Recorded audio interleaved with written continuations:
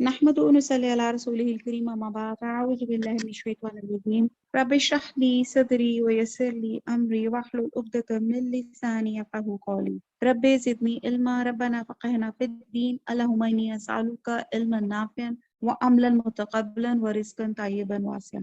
السلام علیکم ورحمۃ اللہ وبرکاتہ. پارہ نمبر 26.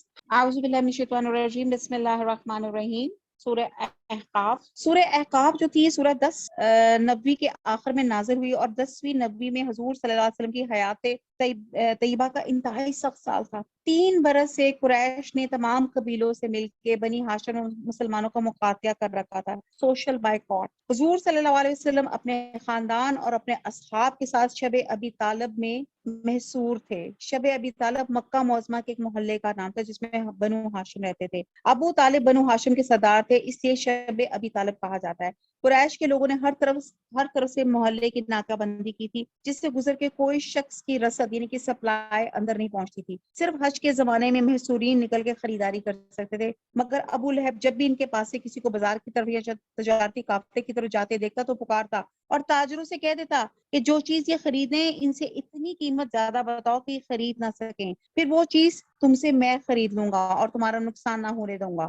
اور متواتر 3 سال کے بعد مقاطعے نے مسلمانوں اور بنو ہاشم کو بہت پریشان کیا. ان پہ ایسے سخت وقت گزرے کے بعد اوقات ان کو گھاس اور پتے کھانے کی نوبت آ جاتی تھی. آپ دیکھیں کتنا ہم لوگ سوچتے ہیں کہ نبیوں کی لائف شاید بہت آسان ہوتی ہوگی، اللہ کے چوزن لوگ ہیں. آپ دیکھیں کتنا 3 سال کس برے حالات میں انہوں نے گزارے. 3 سال کے بعد یہ محاصرہ ٹوٹا اور حضور کے چچا جو 10 سال سے آپ کے لیے ڈھال بنے ہوئے تھے وفات پا گئے. ان کی وفات کو 1 ماہ گزرا تھا تو آپ کی رفیقہ حیات حضرت خدیجہ رضی اللہ تعالیٰ عنہ بھی انتقال کر گئی. اور بہرحال اسی وجہ سے اس سال کو عام الحزن یعنی کہ رنج اور غم کا سال کہا جاتا ہے. اور حضرت خدیجہ اور حضرت ابو طالب کی وفات کے بعد کفار مکہ حضور صلی اللہ علیہ وسلم کے مخالفت میں اور زیادہ بڑھ گئے اور دلیر ہو گئے اور زیادہ تنگ کرنے لگے، حتیٰ کہ آپ کا گھر سے نکلنا بہت مشکل ہو گیا. اب انہی میں دیکھتے ہیں کہ آیت کیسے سورت کیسے اتری. حامیم حروف مقطعات میں سے تنزیل الکتاب من اللہ العزیز الحکیم. اس کتاب کو اتارنا اللہ تعالیٰ غالب حکمت والے کی طرف سے ہے. ہم نے آسمان زمین اور ان دونوں کے درمیان کی تمام چیزوں کو بہترین تدبیر کے ساتھ ایک مدت معین کے لیے تیار کیا ہے. اور کافی لوگ جس چیز سے ڈرائے جاتے ہیں منہ موڑ لیتے ہیں. آپ کہہ دیجئے بھلا دیکھو تو جنہیں تم اللہ کے سوا پکارتے ہو مجھے بھی تو دکھاؤ کہ انہوں نے زمین کا کون سا ٹکڑا بنا دیا یا آسمان میں ان کا کون سا حصہ ہے. اگر تم سچے ہو تو اس سے پہلے ہی کہ کوئی کتاب یا کوئی علم ہی ہو جو نقل کیا جاتا ہو میرے پاس لاؤ. اور اس سے بڑھ کر گمراہ اور کون ہوگا جو اللہ کے سوا ایسوں کو پکارتا ہے جو قیامت تک اس کی دعا قبول نہ کر سکیں بلکہ ان کے پکارنے سے محض بے خبر ہوں. زمین اور آسمان کی پیدائش کا ایک خاص مقصد یہ بھی ہے کہ وہ ہے انسانوں کی آزمائش. اور پھر کیا ہے؟ ایک وقت مقرر ہے کہ everyone has to go. آیت نمبر 6. جب لوگوں کو جمع کیا جائے گا تو یہ ان کے دشمن ہو جائیں گے اور ان کی پرستی سے صاف انکار کر جائیں گے. اور انہیں جب ہماری واضح آیتیں پڑھ کر سنائی جاتی ہے تو منکر لوگ سچی بات کو جبکہ ان کے پاس آ چکی کہہ دیتے یہ تو سری جادو ہے. کیا وہ کہتے ہیں کہ اسے تو اس نے خود گھڑ لیا. آپ کہہ دیجئے اگر میں ہی اسے بنا لایا ہوں تو تم میرے لیے اللہ کی طرف سے کسی چیز کا اختیار نہیں رکھتے. تم اس قرآن کے بارے میں جو کچھ کہہ سن رہے ہو اسے اللہ خوب جانتا ہے. میرے اور تمہارے درمیان گواہی کے لیے وہی کافی ہے، وہ بخشنے والا مہربان ہے. آیت نمبر 9. آپ کہہ دیجئے کہ میں کوئی بالکل انوکھا پیغمبر تو نہیں.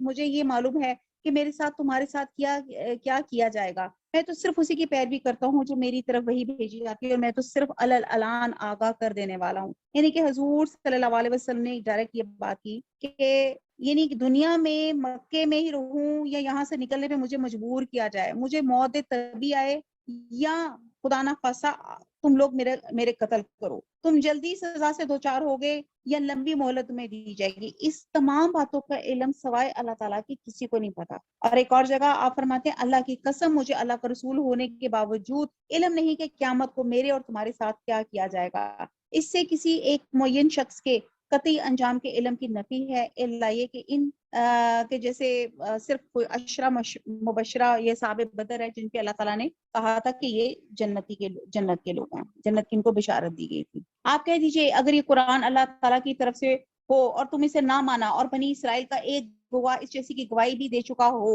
اور وہ ایمان بھی لا چکا ہو تو تم نے سرکشی کی تو بے شک اللہ تعالیٰ ظالموں کو راہ نہیں دکھاتا۔ کافروں نے ایمانداروں کی نسبت کہا کہ اگر یہ دین بہتر ہوتا تو یہ لوگ اس کی طرف ہم سے سبقت کرنے نہ پاتے، چونکہ انہوں نے اس قرآن سے ہدایت نہیں پائی، پس یہ کہہ دے کہ قدیمی جھوٹ ہے۔ پہلے کہتے تھے کہ قرآن کو پرانا جھوٹ، اور ایک جگہ کہہ دیا اساطیر الاولین، پرانے وقتوں کے قصے۔ اس سے پہلے موسیٰ کی کتاب پیشوا اور رحمتی، اور یہ کتاب ہے تصدیق کرنے والی عربی زبان میں، تاکہ ظالموں کو ڈرائے اور نیکوکاروں کو بشارت ہو۔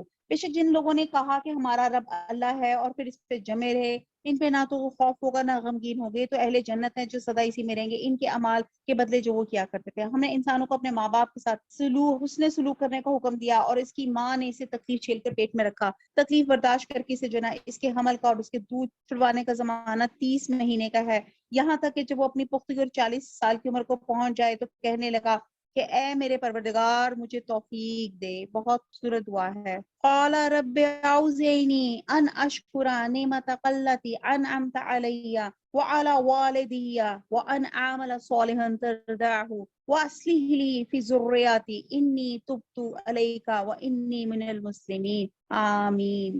اب آپ دیکھیں اتنی خوبصورت دعا ہے جس میں ماں، بچہ، سب چیزیں اس میں آ جاتی ہیں۔ ترجمہ دیکھیں، اے پروردگار مجھے توفیق دے کہ میں تیری اس نعمت کا شکر بجا لوں جو تو نے مجھ پر اور میرے ماں باپ پہ انعام کی، سبحان اللہ، اور یہ کہ میں ایسا نیک عمل کروں جس سے تو خوش ہو جا، الحمدللہ، تو میری اولاد بھی صالح بنا، آمین، اور میں تیری طرف رجوع کرتا ہوں اور میں مسلمانوں میں سے ہوں، آمین۔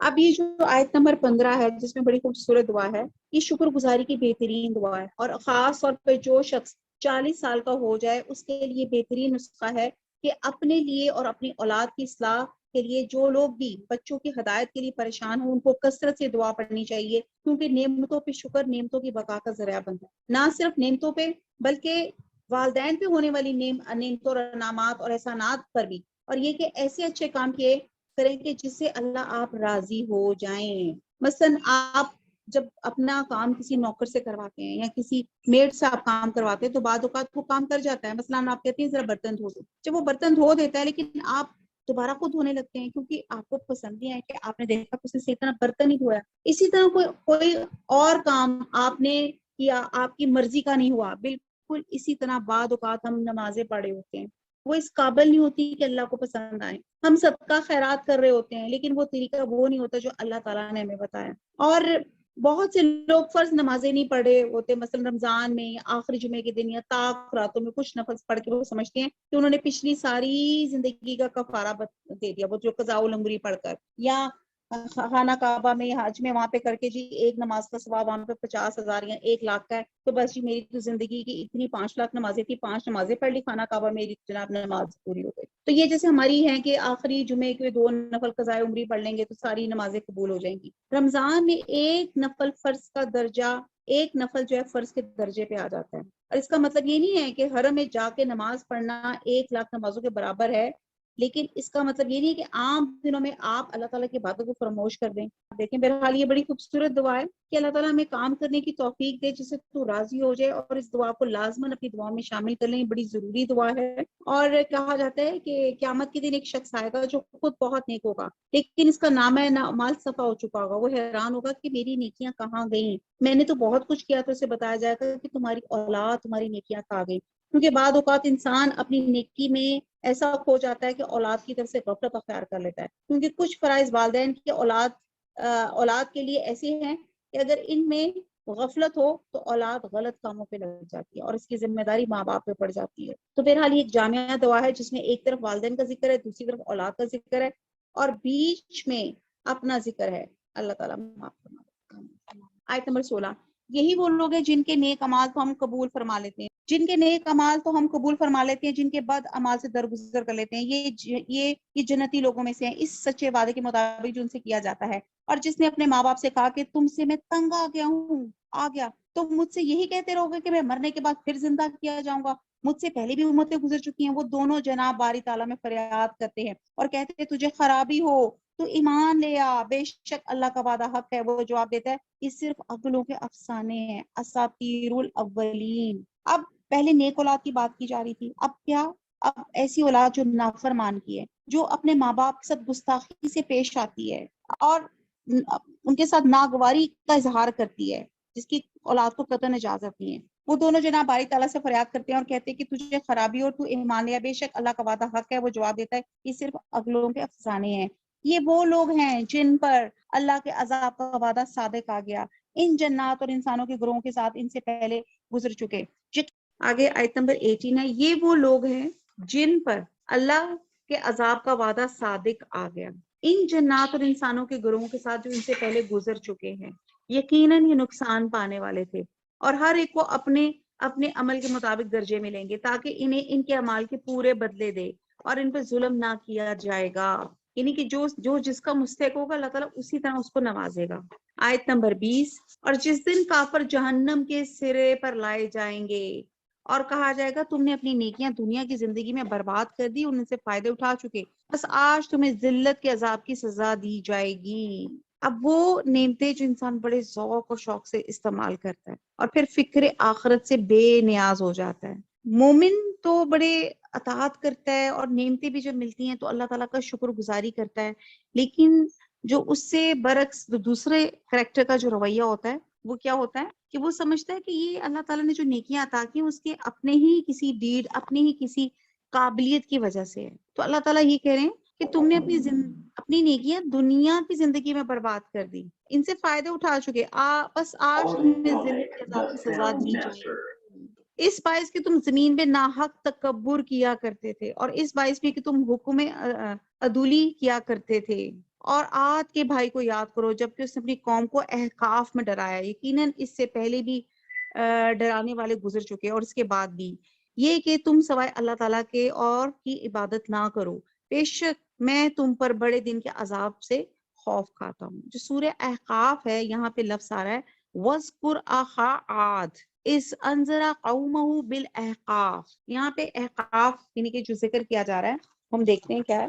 احقاف صحرائے عرب کے جنوب مغربی حصے کا نام ہے جہاں قوم عاد آباد تھی۔ سرداران مکہ اپنی دولت اور طاقت پہ پھولے نہیں سماتے تھے، تو ان کی عبرت کے لیے قوم عاد کا قصہ سنایا جا رہا ہے کہ ان کے بارے میں عرب میں مشہور تھا کہ وہ قدیم زمانے میں بڑی طاقتور قوم تھی، لیکن انہوں نے رسول کی نافرمانی کی تو عذاب سے دوچار ہو گئے، اور یہی اللہ تعالیٰ ہمیں بھی نصیحت کر رہے ہیں کہ بہت طاقتور لوگ تھے لیکن جب نافرمانی کی تو عذاب کے شکار ہو گئے۔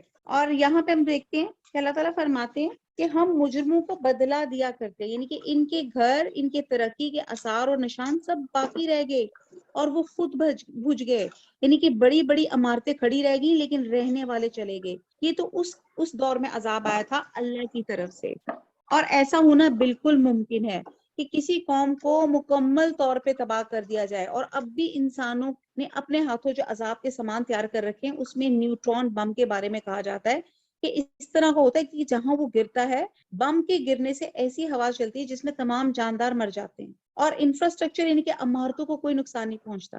اس سے اندازہ لگائیں کہ مٹیریل کی حیثیت انسان سے زیادہ امپورٹنٹ ہوگی، یعنی کہ ایک تو بم کی وہ قسم ہوتی ہے کہ جیسے ہیروشیما وغیرہ پہ جیسے ڈالا گیا تھا، تو آپ کسی آبادی پہ پھینکتے ہیں تو انسان، جانور، عمارتیں، ہر چیز تباہ ہو جاتی ہے، لیکن اب ایسی ایجادات آ گئی ہیں کہ عمارتوں کو کچھ نہ ہو، کیونکہ جس قوم نے قبضہ کرنا ہے اسے دوبارہ ان کو تعمیر نہ کرنا پڑے، دوبارہ انفراسٹرکچر نہ بنانا پڑے، تو پھر وہ ایسے بم پھینکتے ہیں کہ جس سے جاندار ختم ہو جاتے ہیں، اس بم سے ایسی ریز نکلتی ہیں جو آکسیجن کو ختم کر دیتی ہیں۔ اگر انسانوں نے ایسی چیزیں بنا لی ہیں جس کے ذریعے انسان ختم کر کے اس کے آثار باقی رہ سکتے ہیں، تو اللہ تعالیٰ کے لیے کیا مشکل ہے؟ تو اللہ تعالیٰ نے قوم عاد کو آندھی کے ذریعے، ہوا کے ذریعے تباہ کیا، اور وہ ہوا جو ہاتھ میں پکڑنے سے ہاتھ میں نہیں آتی، جو انسان کے بس میں ہے، کنٹرول میں نہیں ہے، لیکن جب انسان کی سرکشی ہو تو وہی ہوا جو ہے اس کے لیے تباہی کا سبب بھی بن جاتی ہے۔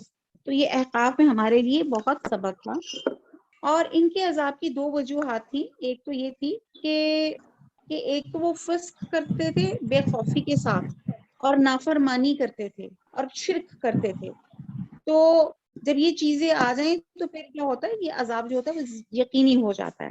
اور احقاف کا ایک مطلب یہاں پہ ریت کا بلند مستطیل ٹیلہ بھی کہا جاتا ہے، یعنی کہ پہاڑ اور غار کی بھی کیا جاتا ہے۔ تو بہرحال یہ واقعات سنائے جا رہے ہیں تاکہ ہم عبرت حاصل کریں۔ آیت نمبر 22، قوم نے جواب دیا کیا آپ ہمارے پاس اس لیے آئے ہیں کہ ہمیں اپنے معبودوں کی پرستش سے باز رکھیں؟ پس اگر آپ سچے ہیں تو جس عذاب کا آپ وعدہ کرتے ہیں انہیں ہم پر لا ڈالیں۔ حضرت ہود نے کہا اس کا علم تو اللہ ہی کے پاس ہے، میں تو جو پیغام دے کر بھیجا گیا ہوں وہ تمہیں پہنچا رہا ہوں، لیکن میں دیکھ رہا ہوں کہ تم لوگ نادانی کر رہے ہو۔ پھر جب انہوں نے عذاب کو بصورت بادل دیکھا اپنی وادیوں کی طرف آتے ہوئے تو کہنے لگے یہ ابراہیم پر برسنے والا ہے، نہیں بلکہ دراصل یہ ابر وہ عذاب ہے جس کی تم جلدی کر رہے تھے، ہوا ہے جس میں دردناک عذاب ہے جو اپنے رب کے حکم سے ہر چیز کو ہلاک کر دے گی۔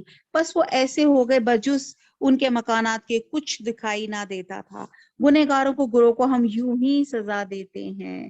اب آپ نے دیکھا کہ کیسے جیسے تب اللہ تعالیٰ نے بتا دیا کہ اس زمانے میں کوئی انوینشن نہیں تھی، لیکن ہوا ہی نے وہ ایسا کام دکھایا کہ ان کے گھر بیٹھے رہے، ٹھیک رہے، اور انسان اس میں سے ختم ہو گئے۔ حدیث میں آتا ہے حضرت عائشہ نے رسول صلی اللہ علیہ وسلم سے پوچھا کہ لوگ تو بادل دیکھ کر خوش ہوتے ہیں کہ بارش آئے گی، لیکن آپ کے چہرے میں اس کے برعکس تشویش کے آثار نظر آتے ہیں۔ تو آپ صلی اللہ علیہ وسلم نے فرمایا عائشہ اس بات کی کیا ضمانت ہے کہ اس بادل میں عذاب نہیں ہوگا، جبکہ ایک قوم ہوا کے عذاب سے ہی ہلاک کر دی گئی تھی، اور اس کی قوم نے بھی بادل کو دیکھ کے کہا تھا یہ بادل ہے جو ہم پہ بارش برسائے گا۔ اور ایک اور روایت میں کہ جب بادیں تن چلتی تھی تو آپ دعا مانگتے تھے، وہ ویسے بھی ہم دعا مانگتے ہیں اللہم انی اسألک سیبا مبارکا، تو اور ایک دعا یہ مانگتے تھے اللہم انی اسألک خیرہا و خیر ما فیہا و خیر ما ارسلت بھی و اعوذ بک من شرہا و شر ما ارسلت بھی۔ بہرحال کہتے ہیں کہ جب بارش ہوتی تو پھر آپ اطمینان کا سانس لیتے۔ تو بہرحال جب بھی ہو تو یہ ہماری بھی کیفیت ہونی چاہیے اور دعا مانگنی چاہیے کہ اللہ تعالیٰ یہ خیر کی بارش ہو، یہ خیر کی ہوا ہو۔ آیت نمبر 26، بالیقین ہم نے قوم عاد کو وہ مقدور دیے تھے جو تمہیں تو دیے بھی نہیں، اور ہم نے انہیں کان، آنکھیں اور دل بھی دے رکھے تھے، لیکن ان کی کانوں اور آنکھوں اور دلوں نے انہیں کچھ بھی نفع نہ پہنچایا، جبکہ وہ اللہ تعالیٰ کی آیتوں کا انکار کرنے لگے، اور جس چیز پر مذاق اڑایا کرتے تھے وہی ان پر الٹ پڑی۔ اب بار بار میں کہتی ہوں کہ یہ جو ہوتے ہیں نا کان، آنکھ، دل، یہ ہدایت کے دروازے ہوتے ہیں۔ اگر آپ ان کو اچھی جگہ استعمال کریں گے تو اللہ تعالیٰ ان میں اور برکت دیں گے، اور اگر آپ الٹا استعمال کریں گے تو پھر آپ کیا کریں گے؟ اللہ تعالیٰ نے جیسے کہا آیتوں کا انکار کریں گے تو جس چیز کا وہ مذاق اڑایا کرتے تھے وہ ان پہ الٹ جائے گی، پھر عذاب ان کو گھیر لے گا۔ آیت نمبر 27، یقیناً ہم نے تمہارے آس پاس کی بستیاں تباہ کر دی اور طرح طرح کی ہم نے اپنی نشانیاں بیان کر دی تاکہ وہ رجوع کر لیں۔ امید ہے آپ کو اصحاب احقاف جو ہے آپ کو واقعہ جو ہے اب کلیئر کٹ ہو گیا ہوگا۔ آیت نمبر 28، بس قرب الہی حاصل کرنے کے لیے انہوں نے اللہ کے سوا جن کو اپنا معبود بنا رکھا تھا انہوں نے ان کی مدد کیوں نہ کی، بلکہ وہ تو ان سے کھو گئے، بلکہ دراصل یہ ان کا محض جھوٹ اور بالکل بہتان تھا۔ یعنی کہ یہاں پہ اس واقعے سے انہوں نے بتا دی کہ جن کو وہ معبود سمجھتے تھے وہ تو ان کو ہیلپ ہی نہیں کر سکے۔ آیت نمبر 29، یاد کرو جبکہ ہم نے جنوں کی ایک جماعت کو تیری طرف متوجہ کیا وہ قرآن سنے، بس جب نبی کے پاس پہنچ گئے تو ایک دوسرے کو کہنے لگے خاموش ہو جاؤ، پھر جب ختم ہو گیا تو اپنی قوم کو خبردار کرنے کے لیے واپس لوٹ گئے اور کہنے لگے کہ اے ہماری قوم، ہم نے یقیناً وہ کتاب سنی ہے جو موسیٰ کے بعد نازل کی گئی ہے، جو اپنے سے پہلی کتابوں کی تصدیق کرنے والی ہے، جو سچے دین کی اور راہ راست کی طرف راہبری کرتی ہے۔ اے میری قوم، اللہ کے بلانے والے کا کہاں مانو، اس پر ایمان لاؤ تو اللہ تمہارے گناہ بخش دے گا اور تمہیں المناک عذاب سے پناہ دے گا۔ اب یہ واقعہ بھی بڑا خوبصورت واقعہ ہے۔ اگر آپ لوگوں نے اگر کچھ تھوڑا بہت ہسٹری پڑھی ہو تو آپ کو پتا ہے حضور صلی اللہ علیہ وسلم کی زندگی میں جو سخت ایک حالات آئے تھے، وہ حالات تب تھے کہ جب اللہ سبحانہ تعالیٰ نے شروع کے 3 سال میں آپ لوگوں کو خفیہ تبلیغ کرتے تھے، پھر جب اللہ تعالیٰ نے حکم دیا کہ اب آپ اعلانیہ تبلیغ کرو، اور پھر آپ اعلانیہ تبلیغ کرتے کرتے ایک اللہ کے حکم سے طائف کی طرف چلے گئے، اور وہاں پہ آپ نے اللہ کا پیغام پہنچایا، یعنی کہ مکہ سے طائف تک کا سارا سفر آپ نے پیدل کیا، اور بعد روایت میں کہ آپ تنہا تشریف لے گئے، اور بعد کے مطابق آپ کے ساتھ شاید حضرت زید بن حارثہ بھی تھے۔ وہاں پہنچ کر آپ نے چند روز قیام کیا اور وہاں کے سرداروں اور معززین کو ایک ایک کے پاس جا کر اللہ کا حکم، ان کے آیات ان تک پہنچائی، لیکن انہوں نے صاف نوٹس دیا کہ وہ ان کے شہر سے نکل جائیں، کیونکہ ان کو اندیشہ تھا کہ آپ کی تبلیغ کا اثر ان کے نوجوانوں پہ نہ ہو جائے۔ مجبوراً آپ کو طائف چھوڑنا پڑا۔ جب آپ نکلنے لگے تو ثقیف کے سرداروں نے اپنے ہاں کے جو تھے نا شرارتی لڑکوں کو آپ کے پیچھے لگا دیا. وہ راستے میں دونوں طرف سے آپ پہ آوازیں کستے، نعوذ باللہ گالیاں نکالتے اور پتھر مارتے جاتے، یہاں تک کہ آپ زخموں سے چور چور ہو گئے، آپ کی جوتیاں خون سے بھر گئیں. اور اسی حالت میں آپ طائف سے باہر ایک باغ کی دیوار کے سائے میں بیٹھے تھے اور اپنے رب سے عرض کیا، اللہ میں تیرے ہی حضور اپنی بے بسی، بے چارگی اور لوگوں کی نگاہوں میں اپنی بے قدری کا شکوہ کرتا ہوں. یا ارحم الراحمین، تو سارے ہی کمزوروں کا رب ہے اور میرا رب بھی تو ہے. مجھے کس کے حوالے کر رہا ہے؟ کیا کسی بیگانے کے حوالے جو مجھ سے درستی کے ساتھ پیش آئے، یا کسی دشمن کے حوالے جو مجھ پہ قابو پا لے؟ اگر تو مجھ سے ناراض نہیں ہے تو مجھے کسی مصیبت کی پرواہ نہیں، مگر تیری طرف سے مجھے عافیت نصیب ہو جائے تو اسی میں میرے لیے زیادہ کشادگی ہے. میں پناہ مانگتا ہوں تیری ذات کے اس نور کی جو اندھیرے میں اجالا اور دنیا اور آخرت کے معاملات کو درست کرتا ہے. مجھے اس سے بچا لے کہ تیرا غضب مجھ پہ نازل ہو یا میں تیرے عطاب کا مستحق ہوں. تیری مرضی پر راضی ہوں یہاں تک کہ تو مجھ سے راضی ہو جا، اور کوئی زور اور طاقت تیرے بغیر نہیں. آپ سوچیں کہ آپ اس قدر غمزدہ تھے، اور غمزدہ کیا تھے کہ میں نے اللہ کا پیغام اللہ کے بندوں تک پہنچایا، انہوں نے اللہ کے احکام کی ادب ہی نہیں کیا. اتنے آپ پھر آپ کو محسوس ہوا کہ آسمان پر ایک بادل سا چھایا ہوا ہے. نظر اٹھا کے دیکھا تو جبرائیل علیہ السلام سامنے تھے. انہوں نے پکار کے کہا، آپ کی قوم نے جو کچھ آپ کے ساتھ جو کچھ آپ کو جواب دیا اللہ نے سن لیا. اب یہ پہاڑوں کا منتظم فرشتہ اللہ نے بھیجا ہے، آپ جو حکم چاہیں اس کو دیں. پھر پہاڑوں کے فرشتے نے آپ کو سلام کر کے عرض کیا، آپ فرمائے تو دونوں طرف کے پہاڑ ان پہ الٹ دوں؟ آپ نے جواب دی، نہیں، میں امید رکھتا ہوں کہ ان کی نسل سے اللہ وہ لوگ پیدا کرے گی جو اللہ وحدہ لا شریک کی بندگی کرے گی. آپ دیکھیں کہ اتنے آپ ویل وشر تھے کہ لوگوں نے آپ کو پتھر مارے، آپ کا خون سے آپ کے جوتے تر ہو گئے، لیکن پھر بھی آپ نے ان کے لیے بھلائی کی دعا مانگی. اور پھر آپ کہتے ہیں کہ یہاں پہ اللہ تعالیٰ سبحانہ تعالیٰ ایک اور جو چیز یہاں پہ جو پوائنٹ بتانا چاہ رہے ہیں وہ یہ کہ جب انسانوں نے آپ کی بات نہیں سنی، یعنی کہ جب اللہ کا کلام انسانوں نے نہیں سنا، تو اس کے بعد آپ چند روز نخلا کے مقام پہ جا کے ٹھہر گئے، پریشان تھے کہ اب کیسے مکے میں جاؤں. طائف میں جو کچھ گزری اس کی خبر مکہ پہنچ گئی تو وہ اور دلیر ہو جائیں گے. اور انہی ایام میں آپ ایک روز رات کو قرآن مجید کی تلاوت کر رہے تھے کہ جنوں کا ایک گروہ وہاں سے گزرا. آپ سورہ جن میں بھی یہ واقعہ پڑھیں گے. انہوں نے قرآن سنا، ایمان لائے، یعنی کہ قرآن سنا اور ایمان فوراً لے آئے، اور واپس جا کے نہ صرف ایمان لائے بلکہ اپنی قوم میں جا کر اسلام کی تبلیغ شروع کر دی. کہ اللہ تعالیٰ نے اس صورت میں اپنے نبی کو خوشخبری سنائی ہے کہ انسان چاہے آپ کی دعوت سے بھاگ رہے ہو، مگر بہت سے جن اس کے گرویدہ ہو گئے اور وہ اسے اپنی قوم میں پھیلا رہے ہیں. یہ وہ حالات ہیں جن میں یہ صورت نازل ہوئی. تو یہاں پہ اللہ تعالیٰ نے بتایا کہ اگر انسانوں نے بات نہیں سنی تو اللہ جنہوں نے یہ بات سن لی اور وہ ایمان بھی لائے. اور ایمان لانے کے جو فائدے ہوتے ہیں وہ کیا ہوتے ہیں کہ بعد گناہ معاف فرما دیتا ہے، اور یہ وہ گناہ ہے جن کا تعلق حقوق اللہ سے ہوگا، کیونکہ حقوق العباد تب تک معاف نہیں ہو سکتے جب تک کہ ریلیٹڈ پرسن آپ کو معاف نہ کر دے. تو آج کے دن میں ایک دوسرے سے معافی مانگ لیں اللہ تعالیٰ، تاکہ ہمارا جو بیلنس ہے، اللہ تعالیٰ کی جو آگے چارج شیٹ ہے وہ کلیئر ہو جائے. آیت نمبر 30 کہنے لگے، اے ہماری قوم، ہم نے یقیناً وہ کتاب سنی ہے جو موسیٰ کے بعد نازل کی گئی، یہ جیسے میں نے آپ کو بتا دیا. آیت نمبر 31 اے ہماری قوم، اللہ کے بلانے والے کا کہاں مانو، اس پر ایمان لاؤ تو اللہ تمہارے گناہ بخش دے گا اور تمہیں المناک عذاب سے پناہ دے گا. یہ بات کو سمجھ میں آ گئی کہ کیا اللہ تعالیٰ نے کہا کہ تمہارے گناہ بخش دے گا. آیت نمبر 32 اور جو شخص اللہ کے بلانے کا کہا نہ مانے گا بس وہ زمین میں کہیں بھاگ کر اللہ کو عاجز نہیں کر سکتا. اللہ کہتا ہے کہ کہیں بھی بھاگ کر دیکھ لو آپ اللہ، یعنی کہ ہم کہاں چھپ کر جائیں گے؟ سوچ کر بتائیں، آپ اللہ سے چھپ کر دوڑ کر کدھر جائیں گے؟ کیا خیال ہے؟ کسی بھی کونے میں چلے جائیں گے تو آپ اللہ نہیں پائیں گے، اور نہ اللہ کے سوا کوئی اس کا مددگار ہوں گے. یہ لوگ کھلی گمراہی میں ہے. کیا وہ نہیں دیکھتے جس اللہ نے آسمانوں کو اور زمین کو پیدا کیا اور ان کے پیدا کرنے سے وہ نہ وہ تھکا، وہ یقیناً مردوں کو زندہ کرنے پہ قادر ہے. کیوں نہ ہو، وہ یقیناً ہر چیز پہ قادر ہے. وہ لوگ جنہوں نے کفر کیا جس دن جہنم کے سامنے لائے جائیں گے اور ان سے کہا جائے گا کہ کیا یہ حق نہیں ہے، تو جواب دیں گے ہاں قسم ہے ہمارے رب کی حق ہے. اللہ فرمائے گا اب اپنے کفر کے بدلے عذاب کا مزہ چکھو. بس اے پیغمبر تم ایسا صبر کرو جیسے صبر عالی ہمت رسولوں نے کیا، اور ان کے لیے عذاب طلب کرنے میں جلدی نہ کرو. یہ جس دن عذاب کو دیکھ لیں گے جس کا وعدہ دیے جاتے ہیں تو یہ معلوم ہونے لگے گا کہ دن کی ایک گھڑی دنیا میں ٹھہرے. یہ ہے پیغام پہنچا دینا، بس بدکاروں کے سوا کوئی ہلاک نہ کیا جائے گا. تو اس آیت میں اہل ایمان کو خوشخبری اور حوصلہ افزائی دی گئی کہ ہلاک صرف ان لوگوں کا حصہ ہے جو اللہ تعالیٰ کے نافرمان ہیں اور اللہ تعالیٰ کی لمٹس کو کراس کرتے ہیں۔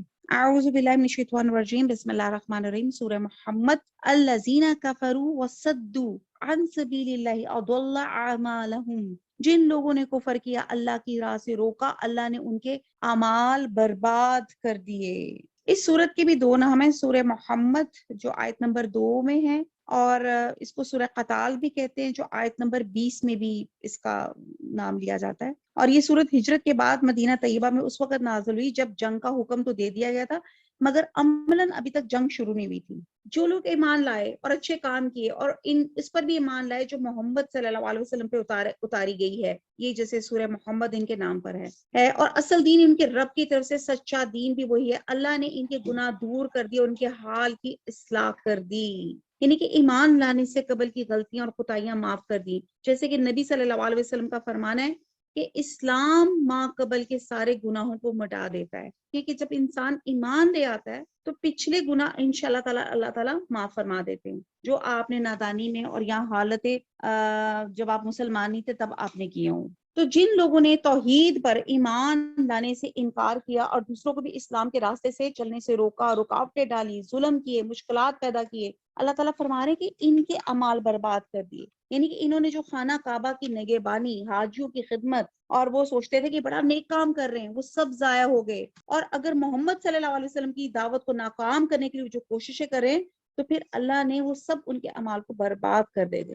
لیکن جو لوگ توحید پر ایمان لائیں گے اور حضرت محمد صلی اللہ علیہ وسلم کی تعلیمات پہ عمل کریں گے تو پھر جو گناہ ان سے پہلے سرزد ہوئے ہیں وہ سب اللہ تعالیٰ معاف فرما دے گا، اور ان گناہوں پہ ان کی کوئی باز پرس نہیں کی جائے گی اور ان کی حالت سنوار دی جائے گی، ان کے عقائد، اخلاق اور معاملات کی اصلاح کر دی جائے گی، اور اللہ تعالیٰ سے ہم دعا کرتے ہیں اللہ تعالیٰ ان کو سیدھے راستے پہ بھی چلا دے۔ یہ اس لیے کہ کافروں نے باطل کی پیروی کی اور مومنوں نے اس دین حقی باقی جو ان کے اللہ کی طرف سے ہے، اللہ تعالیٰ لوگوں کو ان کے احوال اسی طرح بتاتا ہے۔ تو جب کافروں سے تمہاری مڈ بھیڑ ہو تو گردنوں پہ وار مارو۔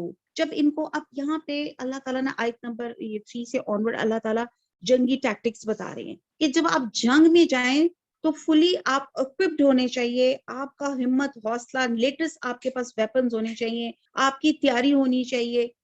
اب ہم دیکھتے جاتے ہیں کہ کیا تیاری کا اللہ تعالیٰ کہہ رہے ہیں، تو جب کافروں سے تمہاری مڈ بھیڑ ہو تو گردنوں پہ مارو، اور جب ان کا خوب کٹاؤ کر چکو تب خوب مضبوط قید و بند سے گرفتار کرو، پھر اختیار ہے کہ خواہ احسان رکھتے چھوڑ دو یا فدیہ لے کے تا وقت کے لڑائی اپنے ہتھیار رکھ دے، یہی حکم ہے، اگر اللہ چاہتا تو خود ہی ان سے بدلہ لے لیتا، لیکن اس کا منشا یہ ہے کہ تم میں سے ایک کا امتحان دوسرے سے لے لے، یعنی کہ ایک کے ذریعے دوسرے کو آزما لیتا ہے کہ کون اللہ کی راہ میں لڑنے والا ہے اور کون پیچھے ہٹنے والا ہے۔ تو جو لوگ اللہ کی راہ میں شہید کر دیے جاتے ہیں اللہ ان کے اعمال ہرگز ضائع نہ کرے گا، انہیں راہ دکھائے گا اور ان کے حالات کی اصلاح کر دے گا، اور انہیں اس جنت میں لے جائے گا جس سے انہیں شناسا کر دیا گیا۔ شناسا حدیث میں آتا ہے، نبی صلی اللہ علیہ وسلم نے فرمایا کہ قسم ہے اس ذات کی جس کے ہاتھ میں میری جان ہے، ایک جنتی کو اپنے جنت والے گھر کے راستوں کا اس سے کہیں زیادہ علم ہوگا جتنا دنیا میں اسے اپنے گھر کا تھا۔ سبحان اللہ۔ اب یہاں پہ جنگ کا طریقہ بتایا گیا، اس کے اصول بتائے گئے۔ یہ آیت جو 4 سے لے کے 6 تک ہے، یہ آیت جنگ کے حکم آ جانے کے بعد اور جنگ شروع ہونے سے پہلے، یعنی کہ غزوہ بدر سے پہلے نازل ہوئی، اور اس آیت میں جنگ کے قوانین بتائے گئے کہ نمبر 1، دشمن کی طاقت کو اچھی طرح کچلنے کے بعد گرفتاریاں کی جائیں، اور گرفتاریوں کے بعد قیدیوں کو قتل نہ کیا جائے، حسن سلوک کیا جائے، اور بغیر فدیے کے رہا کیا جائے یا فدیہ لے کے، یعنی کہ ڈیپینڈ کرتا ہے کہ کون سا زیادہ بہتر ہے۔ اور فدیہ کے بھی ہم نے بہت سے پوائنٹس ہم نے دیکھے کہ آپ پہلی تو بات یہ کہ بلا معاوضہ رہا کر دیا جائے، یا مال لے کر ان کو چھوڑ دیا جائے، پھر یہاں آپ قیدیوں سے خدمت لے سکتے ہیں، پھر آپ یہ بھی کر سکتے ہیں کہ قیدیوں کا تبادلہ کر لیا جائے، اور پھر بتایا جا رہا ہے کہ قیدیوں کو بھوکا ننگا نہ رکھا جائے، ان کا خیال رکھا جائے، اور کہا جاتا ہے کہ دشمن کی طاقت کو توڑو، یعنی کہ گردنیں مارنا، یعنی کہ پھر تاکہ مسلمانوں سے لڑنے کی ان کی سکت نہ رہے۔ یہ اس وقت بھی تھا اور یہ آج کل کے زمانے میں بھی یہی آیات ہیں کہ جنگ کا طریقہ یہی ہے کہ مسلمانوں کا روب پڑے۔ جیسے غزوہ بدر میں 70 قیدی آپ کی جو تھے 70 قیدی ان کے کفار کے تھے، صرف 2 کو قتل کیا، اور وہ بھی اس لیے کیونکہ وہ فتنہ اور فساد پھیلا رہے تھے۔ غزوہ احد میں صرف 1 قیدی شاعر کو قتل کیا گیا، کیونکہ وہ کیا کرتا تھا، اس کے شیر جو تھے تیر سے زیادہ تیز تھے، وہ لوگوں کے سینے پہ لگتے تھے۔ غزوہ خیبر میں صرف قطانہ کو قتل کیا کیونکہ اس کی بد عہدی کی تھی، اور فتح مکہ میں بھی بہت تھوڑے سے لوگوں کو قتل کیا، ذاتی بنیاد پہ کوئی قتل نہیں ہوا، حتیٰ کہ جس عورت نے حضور صلی اللہ علیہ وسلم کے وہ حضرت حمزہ کا کلیجہ چبایا تھا اس کو بھی معاف کر دیا گیا۔ پھر آگے قیدیوں کے ساتھ اچھے سلوک کا بہت زیادہ امفسائز کیا گیا ہے۔ آیت نمبر 7، اے ایمان والو، اگر تم اللہ کے دین کی مدد کرو گے تو وہ تمہاری مدد کرے گا اور تمہیں ایک ثابت قدم رکھے گا۔ اللہ تعالیٰ ہم سب کو قرآن پر، اسلام پہ ثابت قدم رکھے، آمین۔ اور جو لوگ کافر ہوئے انہیں ہلاکی ہو، اللہ ان کے اعمال غارت کر دے، یہ اس لیے کہ وہ اللہ کی نازل کردہ چیزوں سے ناخوش ہوئے،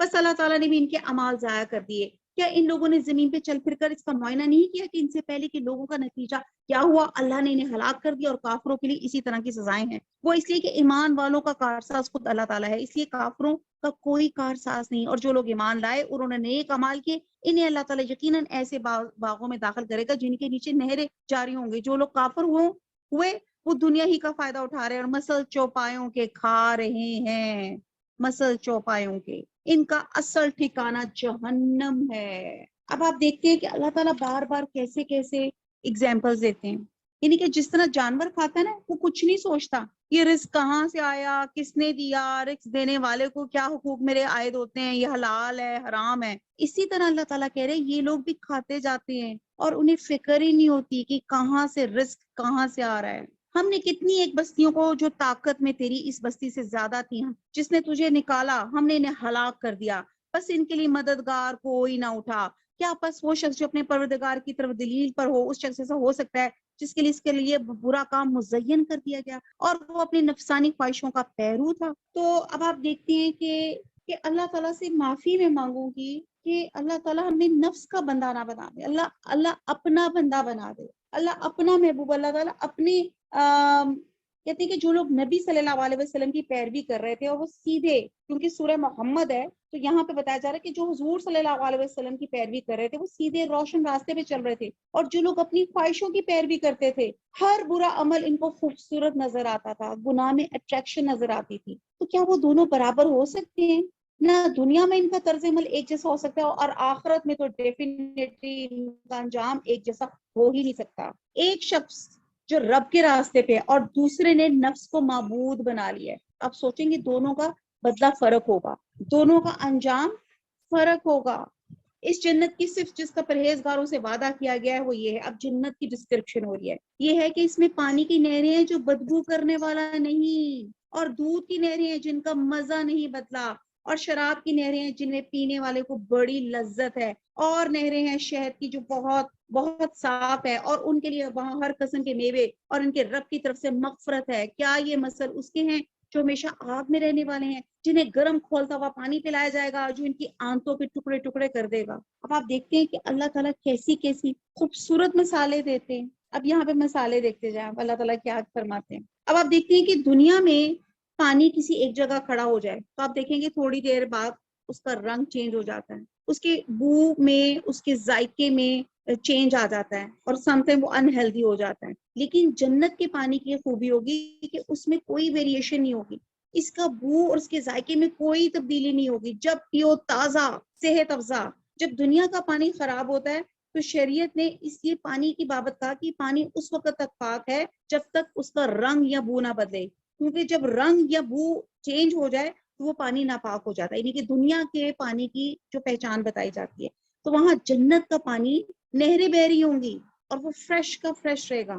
پھر آپ دنیا میں دودھ دیکھتے ہیں، بعد آپ دیکھتے ہیں کہ ابھی لے کر آئے، کیونکہ وہ آپ بھینسوں، گاؤں یا بکریوں کے تھنوں سے نکلتا ہے، اور جنت کا دودھ چونکہ اس طرح جانوروں کے تھنوں سے نہیں نکلے گا بلکہ اس کی نہریں ہوں گی اور نہایت لذیذ ہوگا اور خراب ہونے سے بھی محفوظ ہوگا۔ یہاں پہ تو آپ دنیا میں دودھ تھوڑی دیر باہر رکھیں، آج کل گرمی ہے تو آپ دیکھتے ہیں کہ ایون کوئی ملک پیک یعنی کہ ڈبہ پیک دودھ ہو وہ بھی خراب ہو جاتا ہے، اس میں سے بھی دودھ جم جاتا ہے۔ تو یہاں پہ دیکھیں یہاں خاصیت بتائی گئی ہوئی ہے جنت کی دودھ کی۔ پھر دنیا میں جو شراب ملتی ہے آپ دیکھتے ہیں کہ عموماً تھوڑی سی सार होती है, बदमजा होती है, बदबूदार होती है, और इसे पी के इंसान थोड़ा सा झूम उठता है, उस नशे में आ जाता है, उसके अकल उसकी जायल हो जाती है।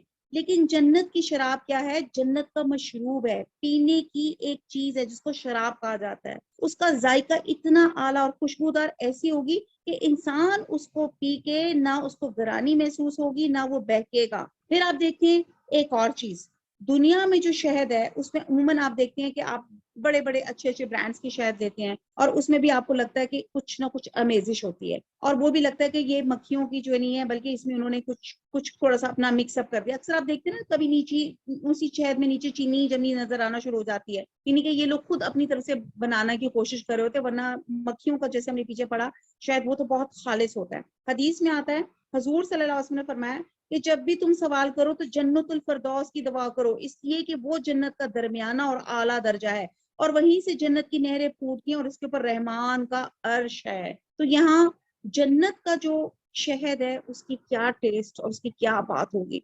और वहां पे आप देखें, यहीं पे फिर दुआ मांग लेते हम सारे, अल्लाहुम्मा इन्नी अस्अलुका जन्नतुल फिरदौस, अल्लाहुम्मा इन्नी अस्अलुका जन्नतुल फिरदौस, अल्लाहुम्मा इन्नी अस्अलुका जन्नतुल फिरदौस, आमीन सुम्मा आमीन। और इनमें से बाद ऐसे भी हैं कि तेरी तरफ कान लगाते, यहाँ तक कि जब तेरे पास से जाते तो अहले इल्म से बवजह खुद ज़हनी के पूछते हैं कि इसने अभी क्या कहा था। ये मुनाफिकीन का जिक्र किया जा रहा है कि जब वो नबी सल्लल्लाहु अलैहि वसल्लम की मजलिस में होते हैं और उनको जो बातें नहीं समझ आती, ध्यान उनके कहीं और होते हैं, तो बाहर आके पूछते हैं ये क्या बातें कही थी उन्होंने। यही लोग हैं जिनके दिलों में अल्लाह ने मोहर कर दी और वो अपनी ख्वाहिशों की पैरवी करते हैं। और जो लोग हिदायत याफ्ता हैं, कर लो, और जो लोग हिदायत याफ्ता है अल्लाह ने इन्हें हिदायत में और बढ़ा दिया, इन्हें इनकी परहेजगारी अता फरमाई। तो क्या ये क़यामत का इंतजार कर रहे हैं और इनके पास अचानक आ जाए? यकीनन आ चुकी हैं। जान लें कि अल्लाह के सिवा कोई माबूद नहीं, और अपने गुनाहों की बख्शिश मांगा करें। मोमिन मर्दों और मोमिन औरतों के हक में भी अल्लाह तुम लोगों की आमदोरफ्त और रहने सहने की जगह को खूब जानता है। अल्लाह ताला से कोई चीज छुपी हुई नहीं है। और जो लोग ईमान लाए और वो कहते हैं कि कोई सूरत क्यों नाजिल नहीं की गई, फिर जब कोई साफ मतलब वाली सूरत नाजिल की जाती है और इसमें कताल का जिक्र किया जाता है, कताल मैंने कहा ना इसको सूरत कताल भी कहा जाता है, तो आयत नंबर 20 में है, इसमें कताल का जिक्र किया जाता है, तो आप देखते हैं कि जिन लोगों के दिलों में बीमारी है वो आग की तरफ इस तरह देखते हैं जैसे उस शख्स की नजर होती है जिसपे मौत की बेहोशी आ जाते हैं। फरमान बजा लाना और अच्छी बात का कहना, फिर जब काम मुकर्रर हो जाए तो अगर अल्लाह से सच्चे रहें तो इनके लिए बेहतरी है, बस बहुत बेहतर था इनके लिए फरमान का बजा लेना। अच्छा, आयत नंबर 22, तुम में से भी ये भी बाइद नहीं कि अगर तुम्हें हुकूमत मिल जाए तो तुम जमीन में फसाद बर्पा कर दो और रिश्ते नाते तोड़ डालो। अल्लाह से दुआ करते हैं अल्लाह ताला हमारी पाकिस्तान की जो भी गवर्नमेंट बने, अल्लाह ताला वो जमीन में हमारे इसमें हुकूमत में अल्लाह ताला शरीयत, अल्लाह ताला का दीन नाफिज कर दे। अल्लाह ताला दीन हमारे हर एक के इंडिविजुअली और कंबाइंड लेवल पे अल्लाह ताला इस दीन को अल्लाह ताला नाफिज कर दे, अच्छे हुक्मरान लेकर आमीन सुम्मा आमीन। आयत नंबर 23, ये वही लोग हैं जिन पर अल्लाह ताला की फटकार है, जिनकी समात और आंखों की रोशनी छीन ली है। क्या ये कुरान पे गौर फिक्र नहीं करते या इनके दिलों में इनके ताले लग गए हैं? जो लोग अपनी पीठ के बल उल्टे फिर गए इसके बाद कि इनके लिए हदायत वाज़ेह हो चुकी है, यकीनन शैतान इनके लिए मुज़य्यन कर दिया और इन्हें ढील दे रखी है। ये इसलिए कि इन्होंने इन लोगों से जिन्होंने अल्लाह की नाज़िल करदा वही को बुरा समझा, ये कहा कि हम भी अनकरीब कामों में तुम्हारा कहना मानेंगे। अल्लाह इनकी पोशीदा बातें खूब जानता है। सूरह निसा में है, अल्लाह लिख रहा है जो वो रातों को खुफिया बातें कर रहे हैं। आयत नंबर 27, बस इनकी कैसी दुर्गत होगी जबकि फरिश्ते इनकी रूह कब्ज करते हुए इनके चेहरों और इनके कमरों पे मारेंगे। ये वो कैफियत का नाम है जब फरिश्ते इनकी रूहें कब्ज करेंगे, इनके पकड़ेंगे, खींचेंगे। हम पहले भी डिस्कस कर चुके हैं। ये इस बिना पे कि ये वो राह चले जिससे उन्होंने अल्लाह को नाराज कर दिया, उन्होंने इसकी रजामंदी को बुरा जाना, तो अल्लाह ने इनके अमाल अकारत कर दिए। क्या इन लोगों ने, अच्छा जी 27 थी कि ये जिक्र हम पहले भी कर चुके हैं कि शैतान जो कफार हैं या मुनाफिक हैं उनकी वो कैफियत बयान की जा रही है जब फरिश्ते इनकी रूहें कब्ज करेंगे कि इनके चेहरों पे और इनकी कमरों पे मारेंगे। ये इस बिना के ये वो राह चले जिससे उन्होंने अल्लाह को नाराज कर दिया, उन्होंने इसकी रजामंदी को बुरा जाना, तो अल्लाह ने इनके अमाल अकारत कर दिए। क्या इन लोगों ने जिनके दिलों में बीमारी है ये समझ रखा है कि अल्लाह इनके कीनों को जाहिर ही नहीं करेगा? कीनों को, इन्हीं के मुनाफिकों के दिलों में इस्लाम और मुसलमानों के खिलाफ जो बोगस था, क्या आप सोचते हैं कि अल्लाह ताला वो जाहिर ही नहीं करेंगे? आयत नंबर 30. اور اگر ہم چاہتے تو ان سب کو تجھے دکھا دیتے، بس تو انہیں ان کے چہرے سے ہی پہچان لیتا، یقیناً تو انہیں ان کی بات کے ڈھب سے پہچان لے گا۔ تمہارے سب کام اللہ تعالیٰ کو معلوم ہے، یقیناً ہم تمہارا امتحان کریں گے تاکہ تم میں سے جہاد کرنے والوں اور صبر کرنے والوں کو معلوم کر لیں، اور ہم تمہاری حالتوں کو بھی جانچ لیں۔ یقیناً جن لوگوں نے کفر کیا، اللہ کی راہ سے لوگوں کو روکا اور رسول کی مخالفت کی، اس کے بعد کہ ان کے لیے ہدایت ظاہر ہو چکی ہے، یہ ہرگز ہرگز اللہ کا کچھ نقصان نہ کریں گے۔ ان قریب ان کے اعمال وہ غارت کر دے گا۔ اے ایمان والو، اللہ کی اطاعت کرو، رسول کا کہا مانو، اور اپنے اعمال کو غارت نہ کرو۔ کہتے ہیں کہ بعد یعنی کہ منافقین اور جو مرتدین ہوتے ہیں، جب وہ نفاق یا مرتد ہو جاتے ہیں تو ان کے اعمال ضائع ہو جاتے ہیں، برباد ہو جاتے ہیں۔ تو گویا اسلام پر استقامت کا حکم ہے۔ اور پھر کچھ اسکالرز یہ بھی کہتے ہیں کہ بعد کبائر اور فحائش کا ارتکاب کر لیتے ہیں تو اپنا اعمالوں کو ضائع کر دیتے ہیں، تو اس لیے کہا جا رہا ہے کہ آپ بڑے گناہ اور فاحش اور گناہوں سے بچتے رہا کرو۔ اے ایمان والو، اللہ کی اطاعت کرو، رسول کا کہا مانو، اور اپنے اعمال کو غارت نہ کرو۔ جن لوگوں نے کفر کیا اللہ کی راہ سے اور اوروں کو روکا، پھر کفر کی حالت ہی میں مر گئے، یقین کر لو کہ اللہ انہیں ہرگز نہ بخشے گا۔ بس تم بودے بن کے صلح کی درخواست پہ نہ اتر آؤ جبکہ تم ہی بلند و غالب رہو گے، اللہ تمہارے ساتھ ہے، ناممکن ہے وہ تمہارے اعمال ضائع کر دے۔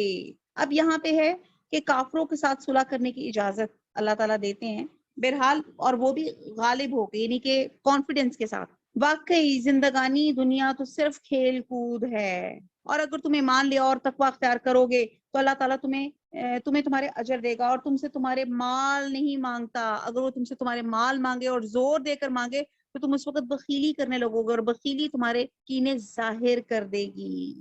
بخیل یعنی کہ جب ان سے مانگے گی اللہ تعالیٰ، یہ جو چیزیں ہوتی ہیں نا، یعنی کہ اللہ تعالیٰ تمہیں خرچ کرنے کی ترغیب اس لیے دیتا ہے کہ اللہ تعالیٰ کو ہمارے مال کی ضرورت نہیں ہوتی، وہ تو غنی ہے، بے نیاز ہے، وہ تو تمہارے فائدوں کے لیے حکم دے رہا ہے۔ کیا ہوگا اگر ہم اللہ کا دیا ہوا مال اللہ کے بندوں پہ خرچ کریں گے؟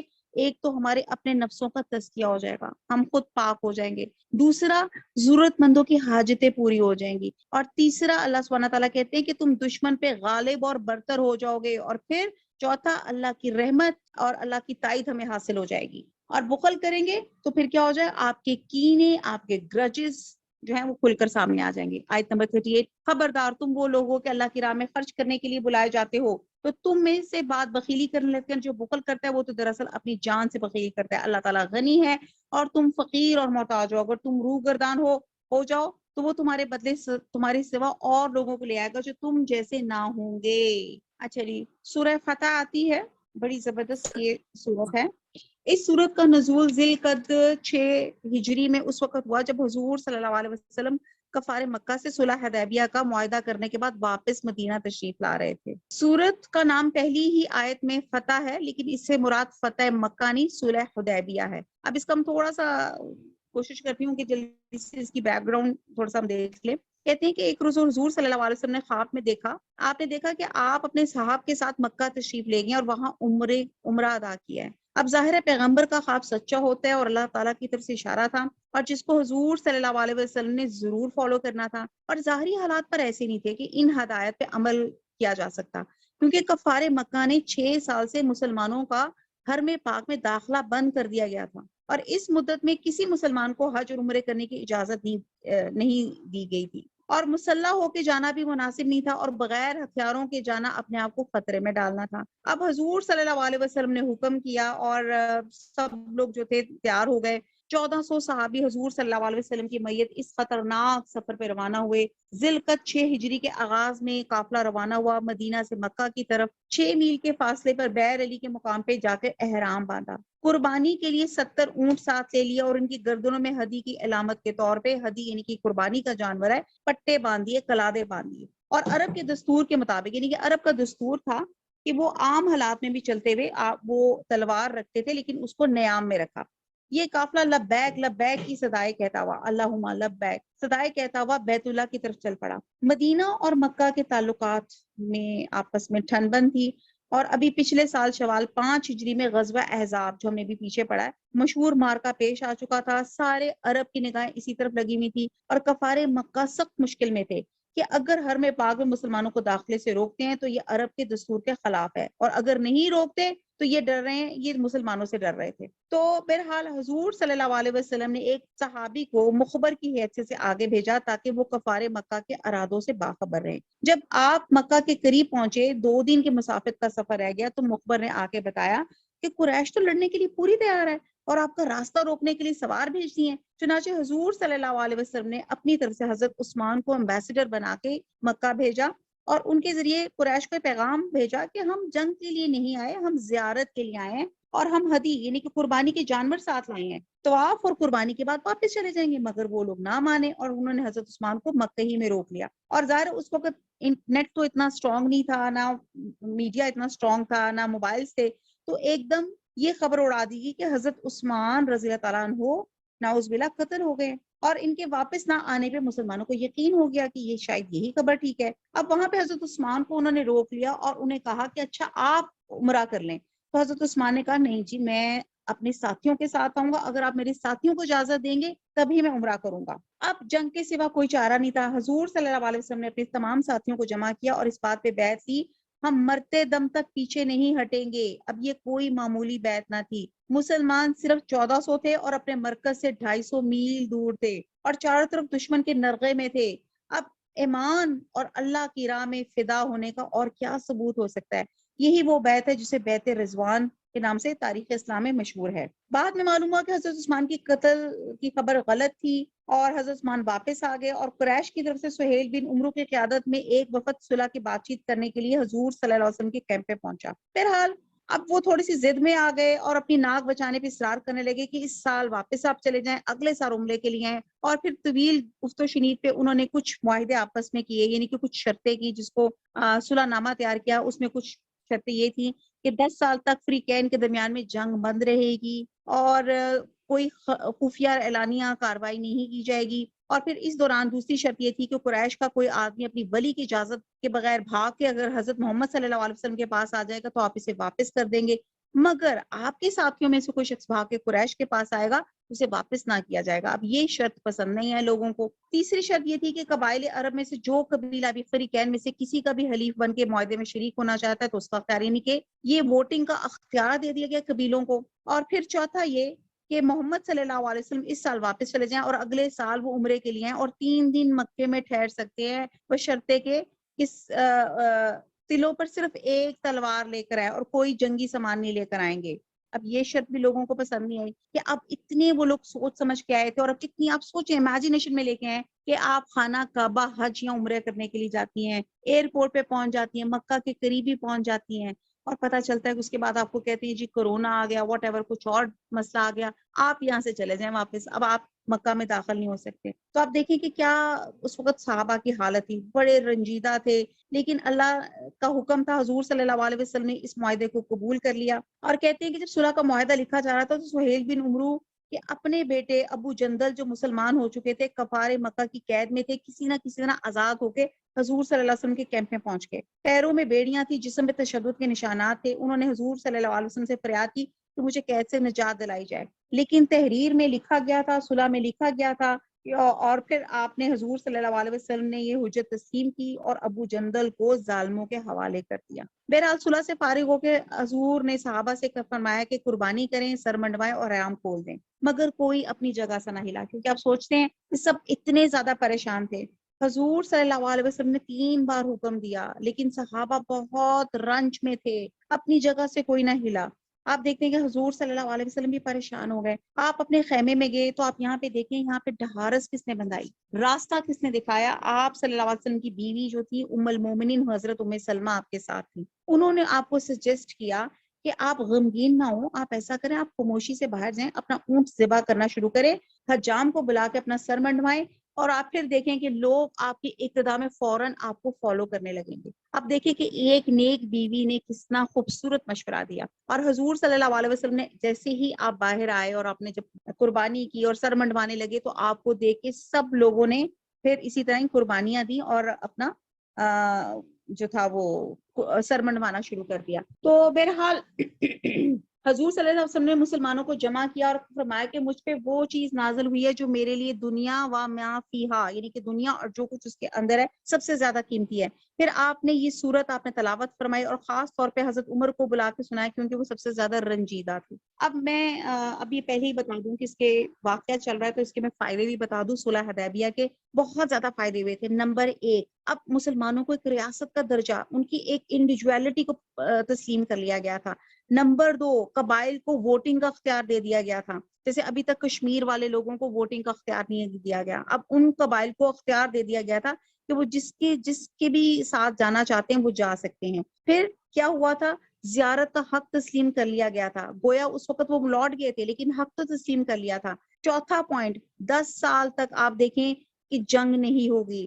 غزوہ احزاب کے بعد ہر سال مسلمانوں کے سر پہ جنگ مسلط ہو جاتی تھی، تو یہ ایک 10 سال کا ایک پیس پیریڈ آ گیا۔ اور فتح مکہ میں 10,000 کا لشکر اسی طرح مسلمان مطلب ہو گئے، یعنی کہ کتنے زیادہ لوگ اس عرصے میں مسلمان بھی ہو گئے تھے۔ پھر قریش سے فارغ ہو کر یہودیوں کا قلعہ کما بھی آپ نے کیا، اور بہت بہت سے اس میں فائدے ہیں جو ہم پڑھتے جائیں گے، کیونکہ صلح حدیبیہ کے بعد طاقت کا توازن جو تھا وہ بالکل بدل گیا تھا۔ چلیں آپ پڑھتے ہیں۔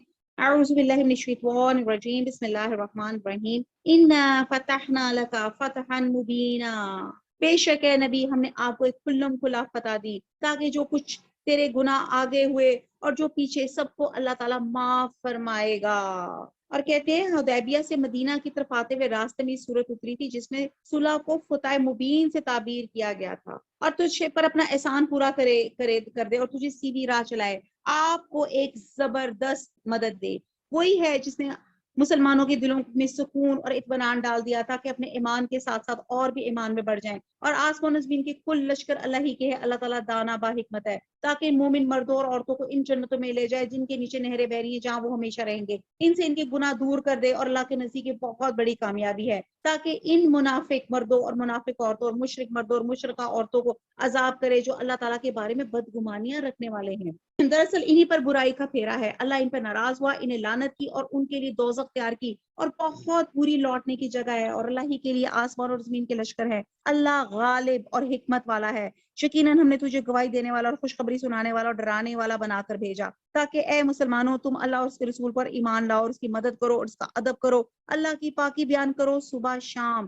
جو لوگ تجھ سے بیعت کرتے وہ یقیناً اللہ سے بیعت کرتے ہیں، ان کے ہاتھوں پہ اللہ کا ہاتھ ہے۔ تو جو شخص عہد شکنی کرے وہ اپنے نفس پر ہی عہد شکنی کرتا ہے، اور جو شخص اس کو اقرار کو پورا کرے تو جو اس نے اللہ کے ساتھ کیا تو اسے ان قریب اللہ بہت بڑا اجر دے گا۔ اب یہ بیت رضوان کی بات کی جا رہی ہے، اور یہاں پہ حضور صلی اللہ علیہ وسلم نے اس بیت میں اپنا ہاتھ ایزا حضرت عثمان کے ہاتھ کے طور پہ آپ نے اس کو شامل کیا تھا کہ یہ عثمان کا ہاتھ ہے۔ آیت نمبر 11، اسے انقریب اللہ بہت بڑا جو دے گا۔ آیت نمبر 11، دیہاتیوں میں سے جو لوگ پیچھے چھوڑ دیے گئے تھے وہ اب تجھ سے کہیں گے ہم اپنے مال اور بال بچے میں لگے رہ گئے، آپ ہمارے لیے مغفرت طلب کیجئے۔ یعنی کہ جو مدینہ کے اطراف کے قبائل تھے، جب اللہ کے رسول نے کہا کہ میں عمرے پہ جا رہا ہوں، وہ لوگ نہیں ان کے ساتھ گئے تو وہ کہنے لگے آپ ہمارے لیے مغفرت طلب کریں، کہ وہ اپنے گھروں میں اپنے بیوی بچوں کے یعنی کہ گھروں نے ان کو چمٹ لیا تھا، اور اس وجہ سے وہ اللہ کے رسول کے ساتھ نہیں گئے تھے۔ یہ لوگ اپنی زبانوں سے وہ کہتے ہیں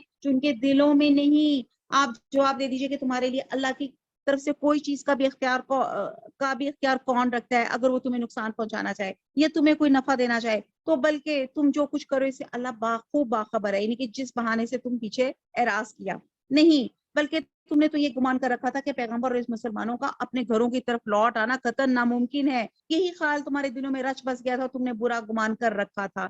یعنی کہ جو لوگ سوچ رہے تھے کہ یہ لوگ عمرہ کرنے گئے، یہ لوگ واپس ہی نہیں آئیں گے، دراصل تم لوگ ہو بھی ہلاکت والے۔ اور جو شخص اللہ پر اس کے رسول پہ ایمان نہ لائے، ہم نے بھی ایسے کافروں کے لیے دہکتی ہوئی آگ تیار کر رکھی ہے۔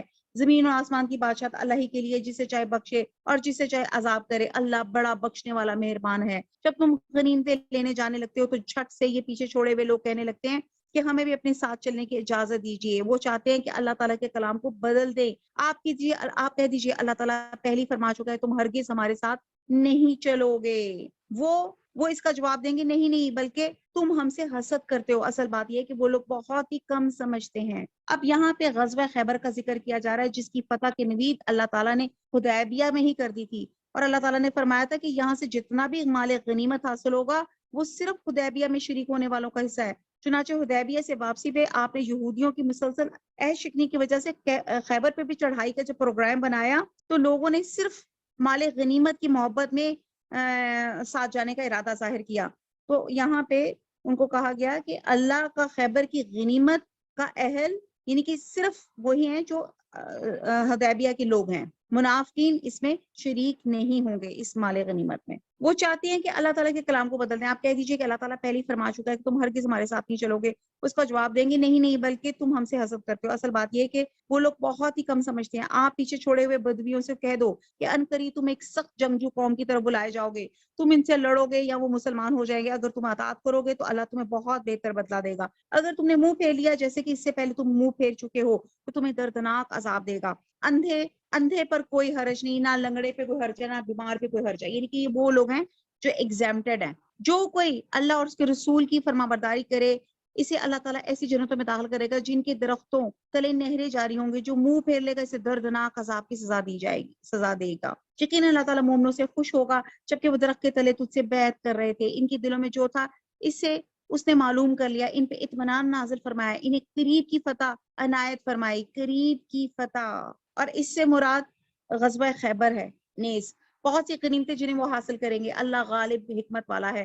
اللہ تعالیٰ نے تم سے بہت ساری غنیمتوں کا وعدہ کیا جنہیں تم حاصل کر کے روگے، بس یہ تو تمہیں جلد ہی عطا فرما دی اور لوگوں کے ہاتھ تم سے روک دیے، یعنی کہ حدیبیہ میں کافروں کے ہاتھ اور خیبر میں یہودیوں کے ہاتھ اللہ نے روک دیے، ان کے حوصلے پست کر دیے، تاکہ مومنوں کے لیے ایک نشانی ہو جائے، تاکہ وہ تمہیں سیدھی راہ چلائے اور تمہیں اور غنیمتیں بھی دے جن پر اب تم نے قابو نہیں پایا۔ اللہ تعالیٰ نے انہیں اپنے قابو میں رکھا ہے۔ اللہ تعالیٰ ہر چیز پہ قادر ہے۔ اگر تم سے کافر جنگ کرتے تو یقیناً پیٹھ دکھا کے بھاگتے، پھر نہ تو کوئی کارساز پاتے نہ مددگار۔ اللہ کے اس قاعدے کے مطابق جو پہلے سے چلایا ہے تو کبھی بھی اللہ کے قاعدے کو بدلتا ہوا نہ پائے گا۔ وہی ہے جس نے خاص مکہ میں کافروں کے ہاتھوں کو تم کو اور تمہارے ہاتھوں کو ان سے روک لیا، اور اس کے بعد اس نے تمہیں ان پہ غلبہ دے دیا۔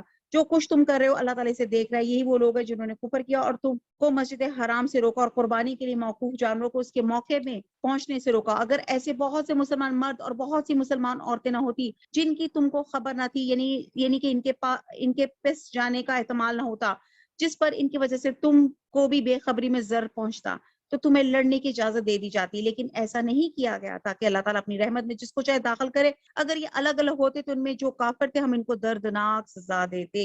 جبکہ ان کافروں نے اپنے دلوں میں آر کو جگا دی اور آر بھی جاہلیت کی، سو اللہ تعالیٰ نے اپنے رسول پر اور مومنین پہ اپنی طرف سے تسکین نازل فرما دی۔ اللہ تعالیٰ نے صبر و تحمل، استقامت عطا فرما دی، ان کے حوصلے مورال ہائی کر دیے۔ تھوڑا سا یہاں پہ تھوڑا سا پوائنٹ ہم یہ دیکھ لیتے ہیں، جب رسول صلی اللہ علیہ وسلم نے قریش مکہ کے بھیجے ہوئے نمائندوں کو یہ بات تسلیم کر لی کہ اس سال مسلمان عمرے کے لیے مکہ نہیں جائیں گے اور یہیں سے واپس جائیں گے، تو آپ نے حضرت علی کو معاہدہ لکھنے کا حکم دیا، اور انہوں نے آپ کے حکم سے بسم اللہ الرحمن الرحیم لکھی۔ مشرقین نے اس پہ اعتراض کیا کہ رحمان رحیم کو ہم نہیں جانتے، ہمارے ہاں جو الفاظ استعمال ہوتے ہیں وہ لکھیں، بسمک اللہم، یعنی کہ اے اللہ تیرے نام سے۔ چنانچہ اسی طرح معاہدہ جو ہے وہ لکھایا گیا، اور اس کی شرطیں تو میں آپ کو بتا ہی چکی ہوں۔ اور اللہ تعالیٰ نے مسلمانوں کو تقوی کی بات پہ جمائے رکھا اور اس کے اہل اور زیادہ مستحق تھے۔ اللہ تعالیٰ ہر چیز کو خوب جانتا ہے۔ یقیناً اللہ تعالیٰ نے اپنے رسول کو واقعہ خواب سچا دکھایا۔ انشاءاللہ تم یقیناً پورے امن و امان کے ساتھ مسجد حرام میں داخل ہوگے، سر منڈواتے اور سر کے بال کو تڑاتے ہوئے، چین کے ساتھ، نہ ڈر ہوگے۔ وہ ان امور کو جانتا جنہیں تم نہیں جانتے، پس اس نے اس سے پہلے ایک نزدیکی فتح تمہیں میسر کی، وہی ہے جس نے اپنے رسول کو ہدایت دی۔ اس میں نزدیکی پھر فتح خیبر اور فتح مکہ کے علاوہ صلح کے نتیجے میں بہت سے لوگ مسلمان بھی ہو گئے تھے۔ صلح حدیبیہ کے موقع پہ مسلمان 1500 تھے، جو 2 سال کے بعد جب مسلمان مکہ میں گئے تو ان کی تعداد 10,000 یا اس سے زیادہ ہو گئی تھی۔ آیت نمبر 28، وہی ہے جس نے اپنے رسول کو ہدایت اور دین حق کے ساتھ بھیجا تاکہ اسے ہر دین پہ غالب کرے۔ اللہ تعالیٰ کافی ہے گواہی دینے والا۔ محمد صلی اللہ علیہ وسلم اللہ کے رسول ہیں، اور جو لوگ ان کے ساتھ ہیں کافروں پہ سخت ہیں، آپس میں رحم دل ہیں، تو انہیں دیکھے گا کہ رکوع اور سجدے کر رہے ہیں، اللہ تعالیٰ کے فضل اور رضامندی کی جستجو میں ہے۔ ان کے نشان ان کے چہروں پہ سجدوں کے اثر سے ہیں۔ ان کی یہی مثال تورات میں ہے، ان کی مثال انجیل میں ہے۔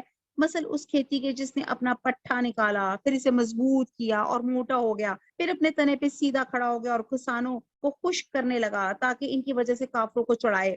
ان ایمانداروں اور نیک اعمال والوں سے اللہ نے بخشش کا بہت بڑے ثواب کا وعدہ کیا ہے۔ اب یہ صحابہ کرام کی مثال بیان کی گئی ہے کہ ابتدا میں وہ قلیل تھے، ٹھیک ہے، یہ اللہ تعالیٰ نے جو کھیتی کی بات کی جا رہی ہے، پھر مضبوط کر دیا، یعنی کہ جیسے پٹھا نکلا مضبوط کر دیا، پھر وہ موٹا ہو گیا، جیسے کھیتی ابتدا میں کمزور ہوتی ہے، پھر دن بدن قوی حاصل ہوتی ہے، پھر وہ مضبوط ہو جاتی ہے۔ تو اس پوری آیت میں صحابہ کرام کی عظمت اور ان کی فضیلت اور ان کی ثابت قدمی کے بارے میں بتایا گیا ہے۔ سورہ حجرات آ جاتی ہے، حجرات کمروں کو کہتی ہیں۔ اس صورت میں مسلمانوں کو وہ آداب سکھائے جا رہے ہیں جو مسلمان معاشرے کے لیے بہت ضروری ہیں اور اہل ایمان کے شان ہیں، اور روایت سے معلوم ہوتا ہے کہ ان میں سے اکثر احکام مدینہ طیبہ کے آخری دور میں نازل ہوئے، اور آیت نمبر 4 کے بارے میں مفسرین کا بیان ہے کہ بنی تمیم کے بارے میں نازل ہوئی، جس کے وفد نے آ کے ازواج مطہرات کے حجرات کے باہر سے نبی صلی اللہ علیہ وسلم کو بلانا شروع کیا گیا تھا۔ یہ میں ساتھ ساتھ آپ کو ڈسکس کرتے جاتے ہیں۔ اعوذ باللہ من الشیطان الرجیم، بسم اللہ الرحمن الرحیم۔ سورہ حجرات میری ون آف دا فیورٹ جو ہے نا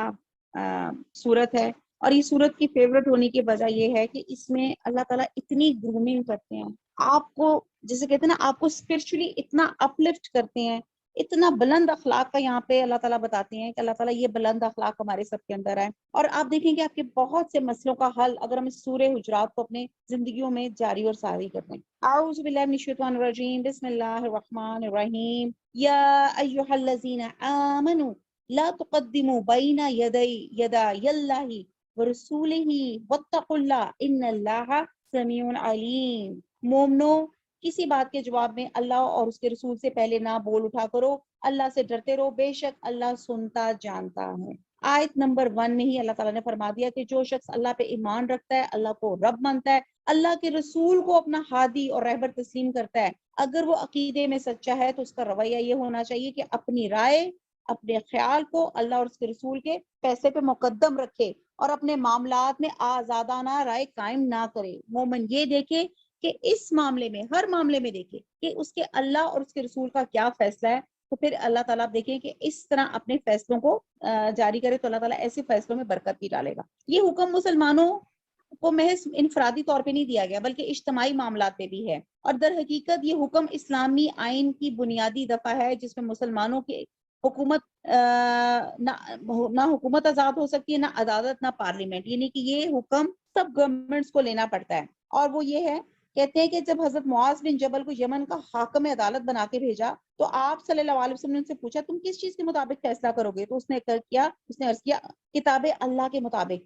آپ نے پوچھا اگر کتاب اللہ میں کسی معاملے کا حکم نہ ملے تو کس چیز کی طرف رجوع کرو گے، انہوں نے کہا سنت رسول صلی اللہ علیہ وسلم کی طرف۔ تو آپ نے فرمایا اگر اس میں سے بھی کچھ نہ ملے تو انہوں نے عرض کیا میں خود اجتہاد کروں گا۔ اس پر حضور صلی اللہ علیہ وسلم نے ان کے سینے پہ ہاتھ رکھ کر فرمایا شکر ہے اس خدا کی جس نے اپنے رسول کے نمائندے کو وہ طریقہ اختیار کرنے کی توفیق بخشی جو اس کے رسول کو پسند ہے۔ تو ایک مسلمان اپنے اجتہاد پر کتاب اللہ اور رسول اللہ کو مقدم رکھے گا اور ہدایت کے لیے انہی کی طرف رجوع کرے گا، اور یہی چیز مسلم جج اور غیر مسلم جج میں فرق کرتی ہے۔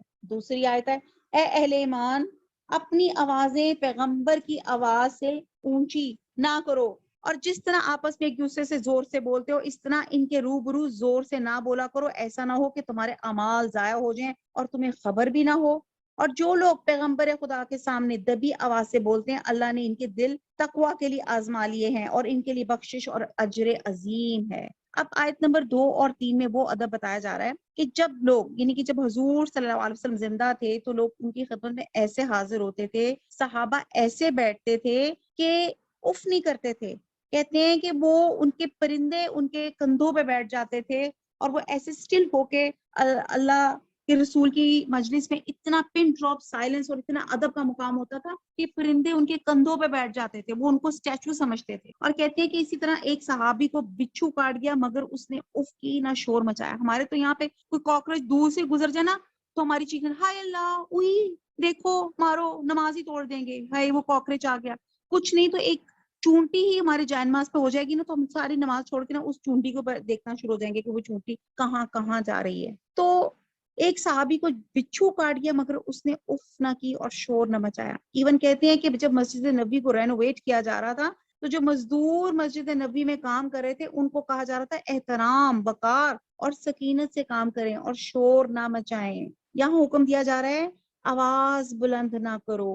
مسجد نبوی میں جو خاموشی کا عالم ہے وہ خانہ کعبہ میں نہیں ہے۔ آپ یہ دیکھتے ہیں یہاں پہ اہل ایمان کو حضور صلی اللہ علیہ وسلم کے ساتھ ملاقات اور بات چیت کے آداب سکھائے جا رہے ہیں کہ کسی کی آواز آپ کی آواز سے بلند نہ ہو، اور بات چیت کرتے وقت وہ بھول نہ جائیں وہ کسی عام آدمی سے نہیں بلکہ اللہ کے رسول سے بات کر رہے ہیں۔ اور اب جب حضور صلی اللہ علیہ وسلم نہیں رہے اور جب اس وقت بھی ہم اللہ کے رسول کا تذکرہ کریں تو وہی ادب کا مقام ہونا چاہیے، اور اسی آیت سے اشارہ ملتا ہے کہ اس کے علاوہ کوئی شخص اپنے بزرگوں، اپنے والدین کی سامنے بھی اس طرح نہ بولے جس طرح وہ اپنے دوستوں یا اپنے ہم عمروں کے ساتھ بولتا ہے۔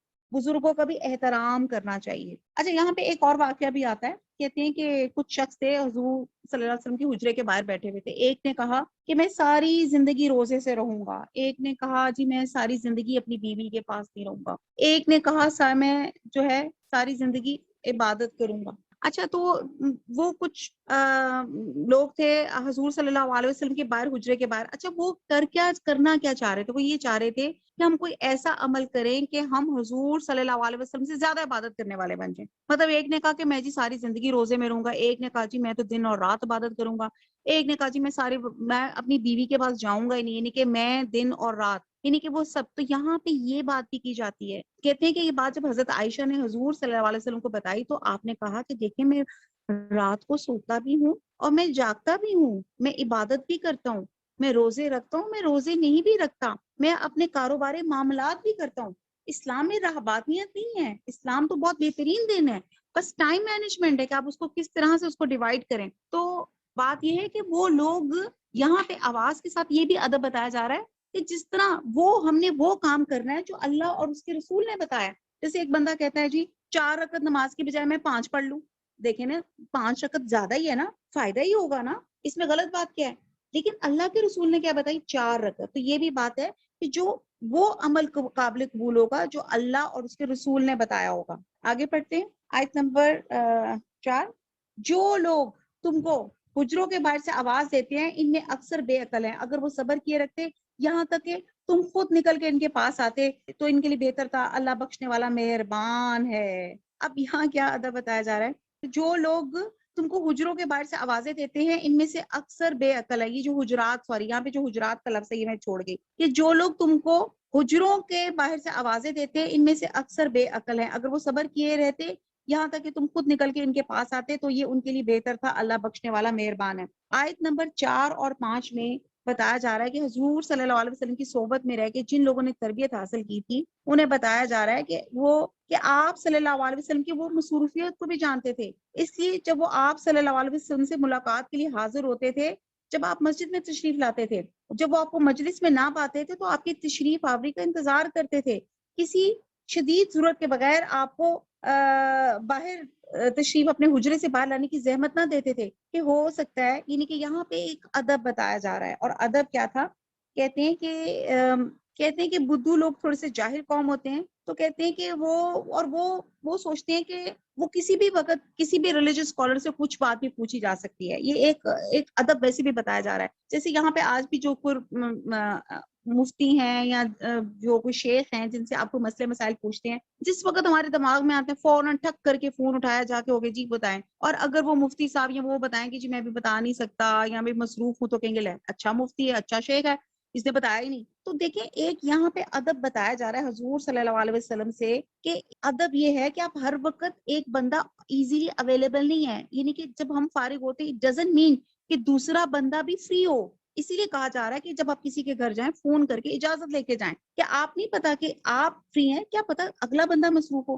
تو یہاں پہ خصوصاً حضور صلی اللہ علیہ وسلم کے بارے میں کہا جاتا ہے کہ ایک بدو آیا تو وہ آپ کے حجرے کے باہر کھڑے ہو کے کہا کہ یا خرج یا خرج یا محمد، یعنی کہ نکل باہر، وہ اس طرح کی وہ باتیں جو تھا پکارنے لگ گیا۔ تو آپ یہ دیکھیے کہ یہ بڑی ایک تکلیف دہ بات ہے کہ، اور یہاں پہ ان کو ادب سکھایا گیا، شائستگی سکھائی گئی کہ آپ نے جب کسی کے گھر میں آنا ہے تو آپ نے کس طرح انٹری اور کس طرح اجازت لینی ہے۔ اور ایسے لوگوں سے حضور صلی اللہ علیہ وسلم کو اکثر واسطہ رہتا تھا جو آداب سے نا واقف تھے، اور حضور کو اس کی تکلیف پہنچتی تھی لیکن آپ عفو اور درگزر سے کام کرتے تھے، لیتے تھے، اور پھر تبھی شرم بھی تھی۔ تو پھر اللہ تعالیٰ نے اس معاملے میں مداخلت فرمائی اور لوگوں کو ملامت کی اور ہدایت کی کہ جب وہ آپ سے ملنے کے لیے ہیں اور آپ کو موجود نہ پائیں تو پکار کو آپ کے بلانے کی بجائے صبر کریں اور اس وقت کا انتظار کریں کہ آپ خود ان سے ملاقات کے لیے باہر تشریف لائیں۔ اب ہم اگلے ادب دیکھتے ہیں، آیت نمبر 6۔ مومنو اگر کوئی بد کردار تمہارے پاس کوئی خبر لے آئے تو خوب تحقیق کر لیا کرو، مبادا کسی قوم کو نادانی سے نقصان پہنچا دو پھر تم کو اپنے کیے پر جان رکھو، اور جان رکھو تم میں اللہ کے پیغمبر صلی اللہ علیہ وسلم ہے، اگر بہت سی باتوں میں تمہارا کہا مان لیا کریں تو تم مشکل میں پڑ جاؤ، لیکن اللہ نے تم کو ایمان عزیز بنا دیا اور اس کو تمہارے دلوں میں سجا دیا، اور کفر اور گناہ اور نافرمانی سے تم کو بیزار کر دیا، یہی لوگ راہ ہدایت پر ہیں۔ یعنی کہ اللہ کے فضل اور احسان سے، اور اللہ جاننے والا اور حکمت والا ہے۔ اب یہاں پہ بات کی جا رہی ہے اس کی، اگر ہم شان نزول پہ بات کریں آیت 6 سے لے کے 8 تک، اسکالرز کہتے ہیں کہ یہ آیات ولید بن عقبہ کے بارے میں نازل ہوئی۔ قبیلہ بن مستلق جب مسلمان ہو گیا تو حضور صلی اللہ علیہ وسلم نے ولید بن عقبہ کو ان سے زکوٰۃ کی وصولی کے لیے بھیجا گیا کہ جب ان کے علاقے میں پہنچے تو کسی وجہ سے ڈر گئے اور ان لوگوں سے ملے بغیر واپس آ گئے۔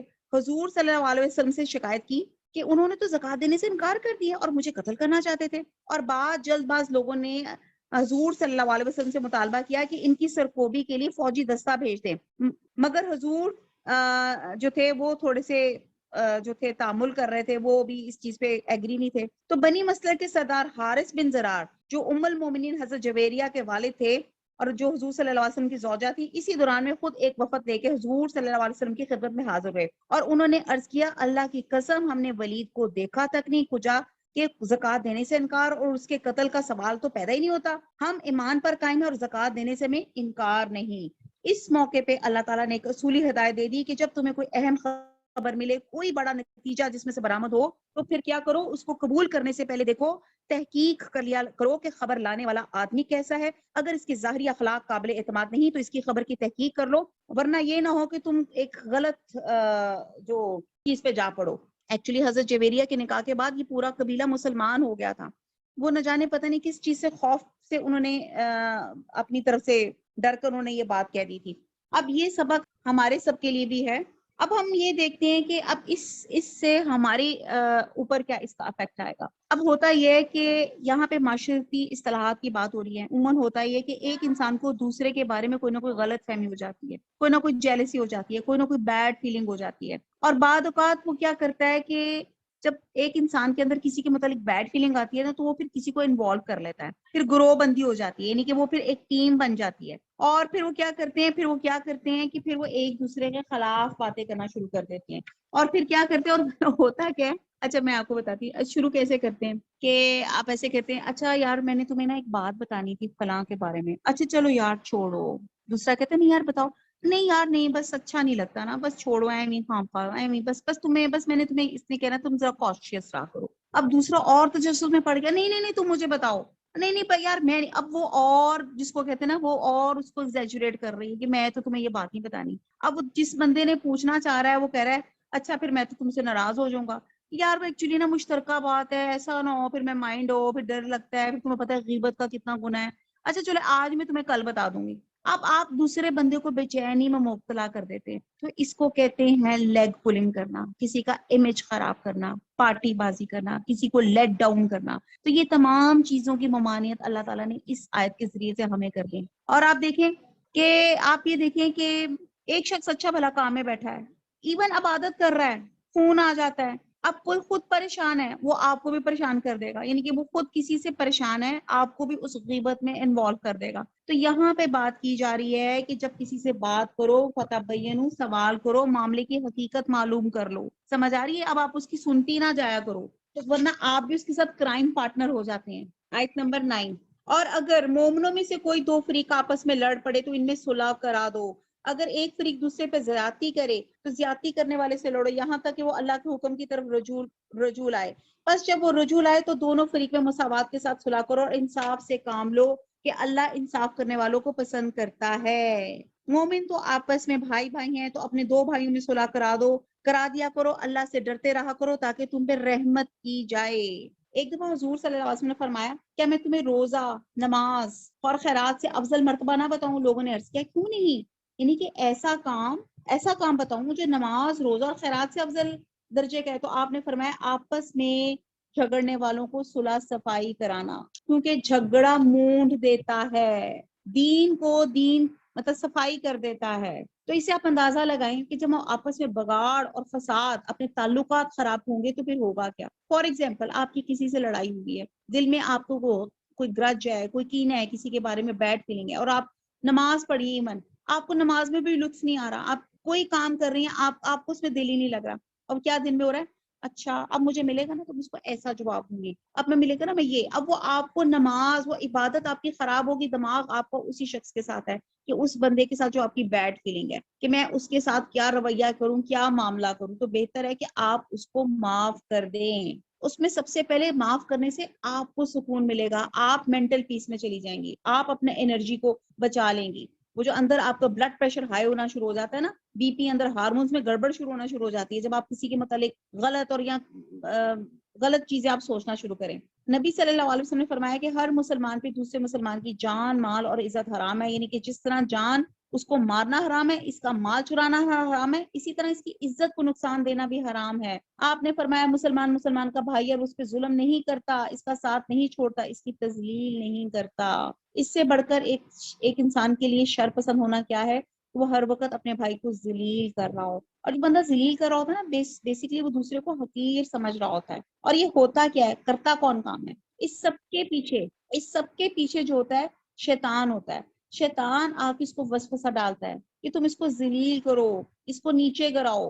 اور ہم یہ سمجھتے ہیں کہ جب ہم کسی کو نیچے گرائیں گے تو ہم اوپر کھڑے ہو جائیں گے. اور اب یہاں پہ کہتے ہیں ایک مومن کا تعلق ویسا ہی ہے جیسے سر کے ساتھ جسم کا تعلق ہوتا ہے. وہ اہل ایمان کی ہر تکلیف کو اس طرح محسوس کرتا ہے جیسے سر جسم کے ہر حصے کے درد محسوس کرتا ہے.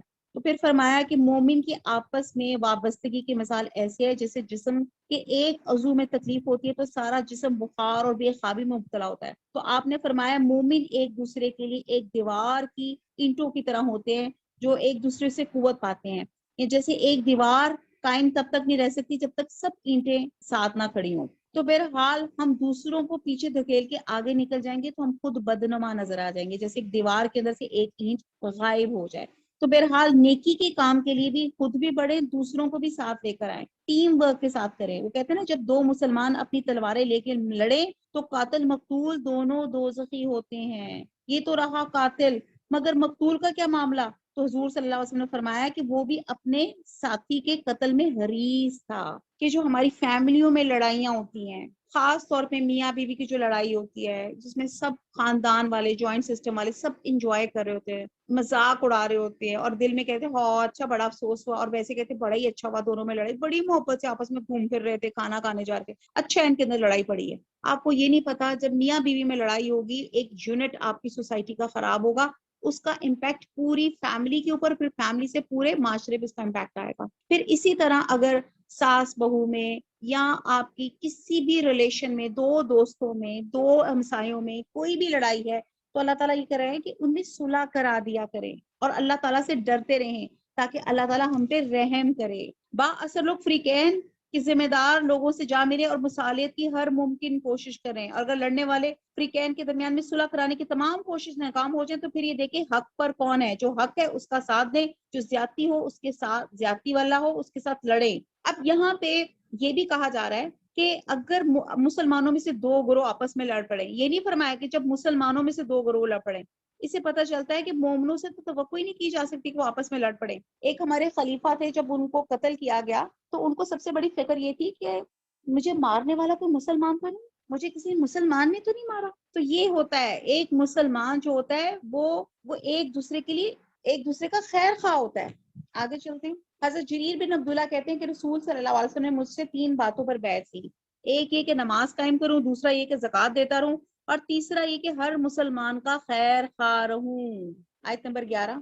مومنو، کوئی قوم کسی قوم سے تمسخر نہ کرے، ممکن ہے کہ وہ لوگ ان سے بہتر ہو، اور نہ عورتیں عورتوں سے تمسخر کریں، ممکن ہے وہ ان سے اچھی ہوں، اور اپنے مومن بھائی کو عیب نہ لگاؤ، نہ ایک دوسرے کا برا نام رکھو. ایمان لانے کے بعد برا نام رکھنا گناہ ہے، جو توبہ نہ کریں وہ ظالم ہیں. اب اللہ تعالیٰ فرما رہے ہیں مسلمانوں کو بتایا جا رہا ہے کہ تم دین کے مقدس رشتے کی بنا پہ آپس میں بھائی بھائی ہو. اور ان 2 آیات میں ان بڑی بڑی برائیوں کا سد باب کو حکم دیا گیا جن سے آپس کے تعلقات خراب ہوتے ہیں اور معاشرے میں فساد برپا ہوتا ہے. پہلی بات کیا، ایک دوسرے کا مذاق اڑانے سے منع کیا ہے۔ کسی کا مذاق اڑانا، نقل اتارنا، کسی کی طرف اشارے کرنا، کسی کے کام یا لباس پہ ہنسنا، کسی کے ایپ پہ ہنسنا، یہ سب مذاق اڑانے میں داخل ہے، اس سے دوسرے کی انسلٹ ہوتی ہے اور پھر معاشرے میں فساد ہو جاتا ہے۔ آپ دیکھتی ہیں فسق ایسا گناہ جو اللہ کی حدود کی نافرمانی ہو اور اس کی حدود کو توڑنا ہو۔ تمام دنیا جو ہے مسلمان ایک عالمگیر برادری ہے، ایک فیملی کی طرح ہے، ایک دیوار ہے، ایک جسم ہے۔ مسلمان ایک دوسرے کا خیر خواہ ہے، مسلمان ایک دوسرے کو گالی دینا، فسق کرنا، مسلمان کو گالی دینا فسق اور جنگ کرنا کفر ہے۔ اور آپ دیکھتے ہیں کہ ایمان لانے کے بعد گناہ کے کام کرنا، فسق کرنا بڑا ظلم ہے۔ مومن کو یہ زیبا نہیں دیتا کہ یہ نافرمانی والے وہ کام کرے۔ اب مذاق اڑانے میں آپ دیکھیں بہت کچھ ہے، لیکن میں بہت شارٹ کروں گی۔ مذاق اڑانے سے مراد دوسروں پہ ہنسنا، اس کو حقیر سمجھنا، دوسروں کی شکلیں اڑانا، شکل پہ عیب لگانا، یہ جگہ مشہوری کر دینا کہ ہو دیکھو شخص تو آؤٹ ڈیٹڈ کپڑے پہنتا ہے، دوسرے کی دل آزاری کرنا، یا یہ تو ریپلیکا پہنتی ہے، یا تو یہ دیکھو یہ لگ کیا رہی ہے بڑا موٹی سی، دیکھو فیشن کیا کر رہی ہے، ذرا اس کو سینس ہی نہیں ہے۔ آپ بہت سی چیزیں ہیں، آپ کسی کے رنگ پہ، کسی کی چال ڈھال پہ، کسی کے پہننے پہ، اوڑھنے پہ، آپ اس کے گھر کے، اس کے رہنے کے سٹائل پہ، اس کے چلنے کے سٹائل پہ بہت طرح سے آپ مذاق اڑاتے ہیں۔ آپ یہ دیکھا کریں کہ جب آپ کسی پہ ہاتھ اٹھاتے ہیں نا، تو وہ جو ایک انگلی آپ کسی پہ پوائنٹ آؤٹ کرتے ہیں، 4 انگلیاں آپ کے اوپر پوائنٹ آؤٹ ہوتی ہیں، یہ یاد رکھا کریں۔ تانا، پھپتیاں کسنا، زیر لب اشارے دینا۔ آپ اکثر دیکھتے ہیں ہماری فیملی میں ہوتا تھا کہ وہ جو 2-3 ہماری ہوتی تھی نا، وہ ایک جگہ بیٹھ کے نا ہنس رہی ہوتی تھی، ایک دوسرے کی اشارہ کر کے ایسے ہاں ہاں ہاں ہاں، وہ یوں لگتا تھا جیسے، اور وہ تیسرا بندہ جس کی طرف دیکھ کر ہنس رہی ہے تو آپ سوچیں وہ کتنا اس کو برا لگ رہا ہوگا۔ تو بہرحال اس سے کیا ہوتا ہے، آپس میں دلوں میں رنجش پیدا ہو جاتی ہے۔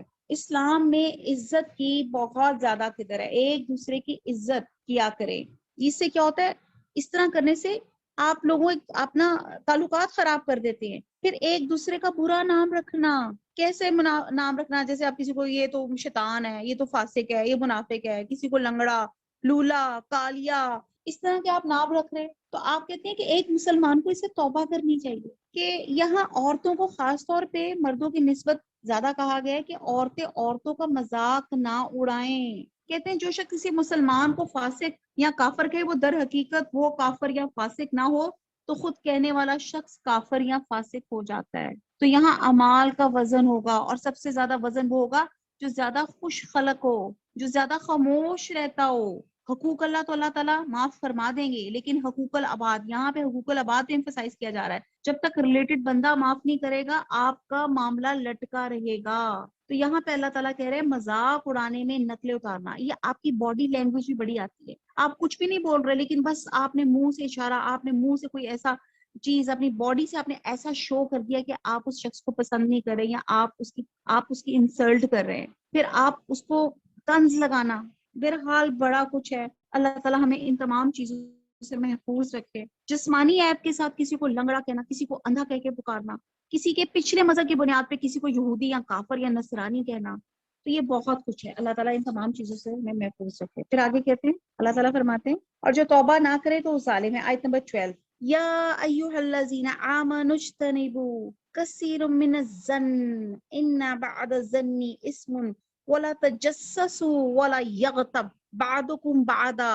کیا فرما رہے ہیں اللہ تعالیٰ، اے اہل ایمان، بہت گمان کرنے سے اعتراض کرو کہ بعد گمان گناہ ہے، اور ایک دوسرے کے حال کا تجسس نہ کیا کرو، نہ کوئی کسی کی غیبت کرے۔ کیا تم میں سے کوئی اس بات کو پسند کرے گا کہ اپنے مرے ہوئے بھائی کا گوشت کھائے؟ اس سے تو تم ضرور نفرت کرو گے۔ تو غیبت نہ کرو، اللہ کا ڈر رکھو، بے شک اللہ توبہ قبول کرنے والا مہربان ہے۔ اب یہاں پہ اہل ایمان کو کہا جا رہا ہے کہ بہت گمان سے اعتراض کرو، بہت گمان گناہ ہوتے ہیں۔ ایک گمان تو ہوتا ہے جو اخلاقی لحاظ سے پسندیدہ ہوتا ہے اور دین کی نظر میں مطلوب ہوتا ہے، یعنی کہ اللہ، رسول اور اہل ایمان سے اچھا گمان دینی لحاظ سے پسندیدہ اور مطلوب ہے، یا لوگوں سے حسن ظن رکھنا خوشگوار تعلقات کے لیے بہت ضروری ہوتا ہے۔ اور ایک گمان وہ ہوتا ہے جو کسی شخص سے ظاہری علامات اس کے طرز عمل کو دیکھ کر کیا جاتا ہے۔ اور یہاں پہ کہا جاتا ہے کہ اگر آپ نے گمان کرنے ہو، کہتے ہیں اللہ فرما رہا ہے بہت گمان گناہ ہے، گمان نہ کرو۔ کہتے ہیں کہ اگر آپ نے گمان بھی کرنا ہو تو 70 تعویلیں دیں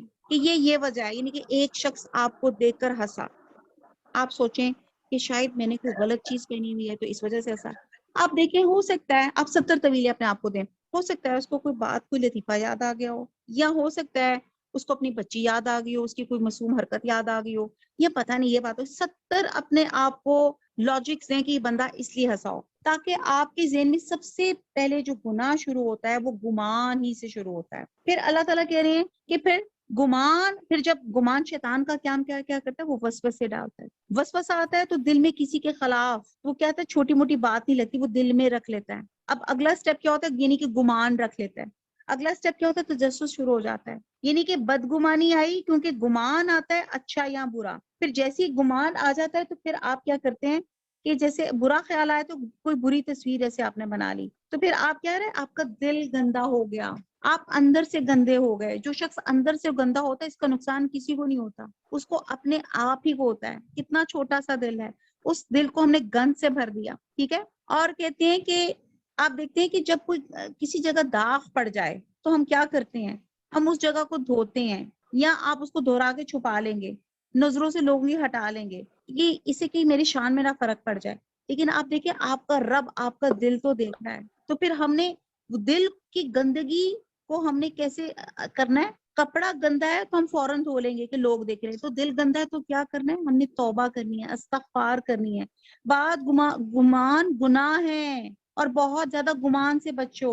پہلے تو گمان, سب سے پہلے دل, کیونکہ ہوتا ہے جب انسان گمان کرتا ہے, آپ کو پتا ہے غلط جب آپ گمان کرتے ہیں تو پھر کیا ہو جاتا ہے, آپ کا دل انوالو ہو جاتا ہے, پھر آپ کا دماغ انوالو ہو جاتا ہے, پھر آپ کی زبان انوالو ہو جاتا ہے. اور پھر کیا کرتے ہیں, پھر جب زبان انوالو ہو جاتی ہے تو پھر وہی ہوتا ہے جو غیبت, کہ آپ اپنے مردہ بھائی کا گوشت کھائیں جس کو آپ ناپسند کریں گے, اور وہ بھائی بھی ایسا جو آپ فوت ہو گیا ہو. تو آپ دیکھیں آپ کو بھائی کتنے پیارے ہوتے ہیں, کتنے پیارے ہوتے ہیں. تو کہتے ہیں کہ کسی کی طرف کہتے ہیں بدگمانی ہو تو 70 کاویلیں کریں, پھر اپنے آپ کو برا سمجھے. ہر مسلمان ہر دوسرے مسلمان کی جان, مال اور عزت اس کے لیے حرام ہے.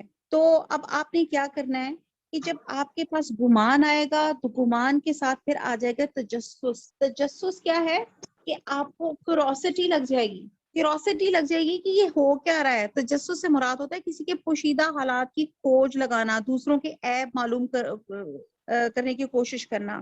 اب دیکھتے ہیں تجسس ہوتا کیوں ہے. گمان کی وجہ سے غیبت ہوتی ہے, اور پھر غیبت جب ہوتی ہے تو پھر آپ کا تجسس کی صورتیں کیا ہوتی ہیں, کان لگا کے سننا, سنگن لینا. ٹھیک ہے, ہائے بیگ اتنا بڑا کیوں ہے, یہ لفافے میں کیا لے کے جا رہی ہے.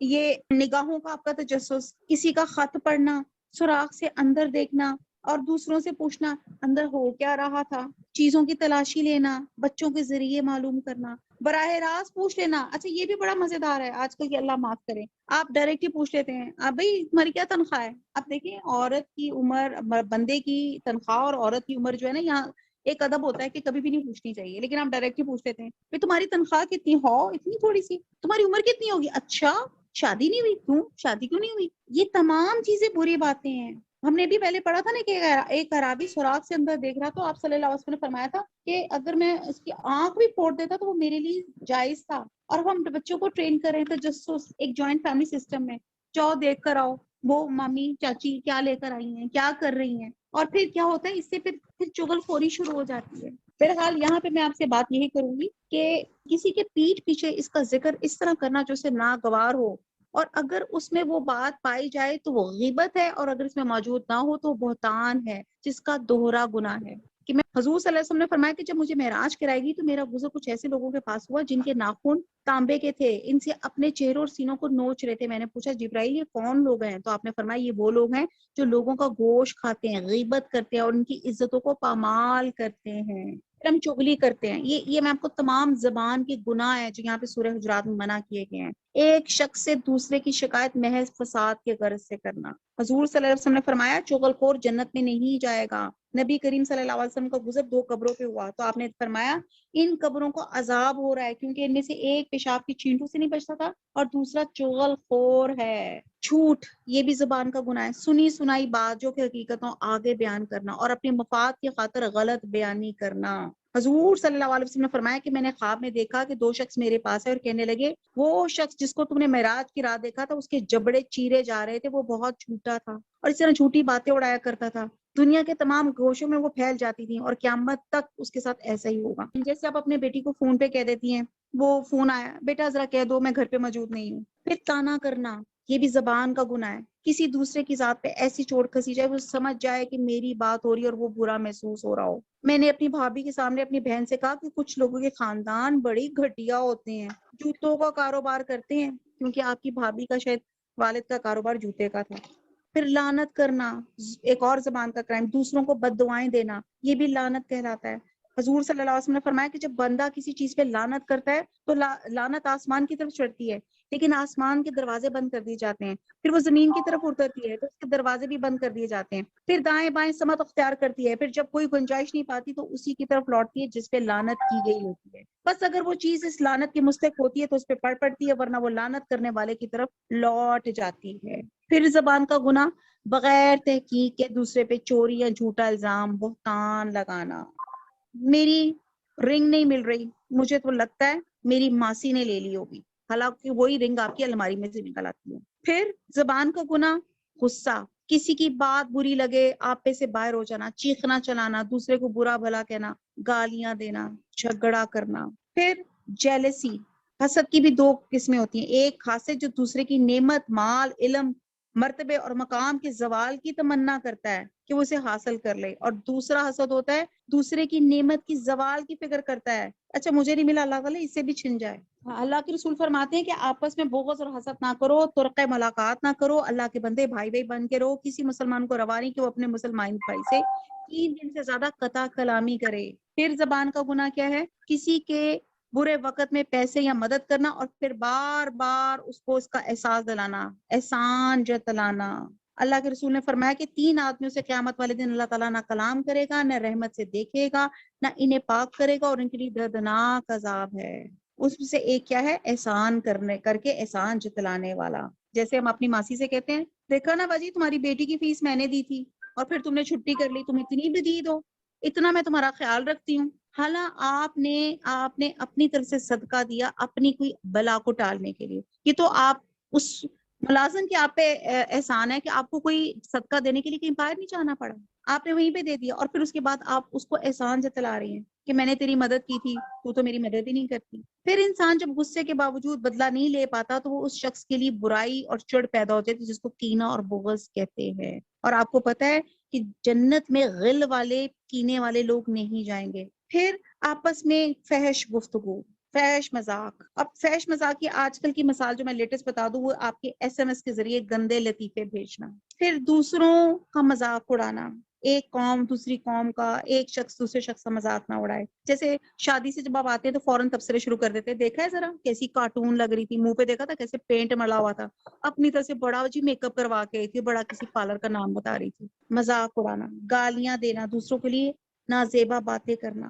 میرا درزی بڑا ہی کم وقت ہے, وقت پہ کپڑے ہی نہیں دیتا, تو کیا ہے آپ نے گالی دی, وہ تو اپنا کام کر رہا تھا. پھر دوسروں کی مصیبت پہ خوش ہونا, اللہ کے رسول فرماتے تو اپنے بھائی کی مصیبت پہ خوشی کا اظہار نہ کر, ورنہ اللہ اس پہ رحم فرمائے گا اور مصیبت ہٹا دے گا اور تجھے مصیبت میں مبتلا کر دے گا. اللہ معاف کرے, یہ وہ کرائم ہے جو میں اور آپ سب کرتے ہیں, کسی کی مصیبت پہ خوش ہونا. پھر برے القاب رکھنا.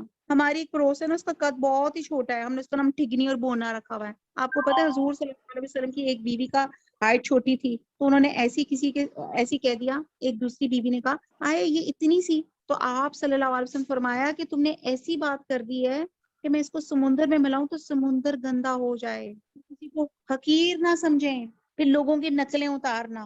پھر اب بہت کچھ ہو گیا, ہم دیکھتے ہیں کہ ان سب سے بچا کیسے جائے. ہم دیکھتے ہیں کہ غیبت ہمیں سمجھ آ گئی, غیبت, گمان, تجسس سے ہم نے اب اپنے آپ کو اوائڈ کرنا ہے اگر اپنے آپ کو پیس آف مائنڈ چاہتے ہیں. اور اب اس سے بچنے کے لیے ریمیڈیز کیا ہیں؟ سب سے پہلے اعتراف کریں کہ مجھ میں فلاں برائی موجود ہے اور میں نے اصلاح کرنی ہے. پہلے اپنے آپ کو ریکٹیفائی کریں کہ میرے اندر جھوٹ ہے, میرے اندر چغلی ہے, میں غیبت ہے.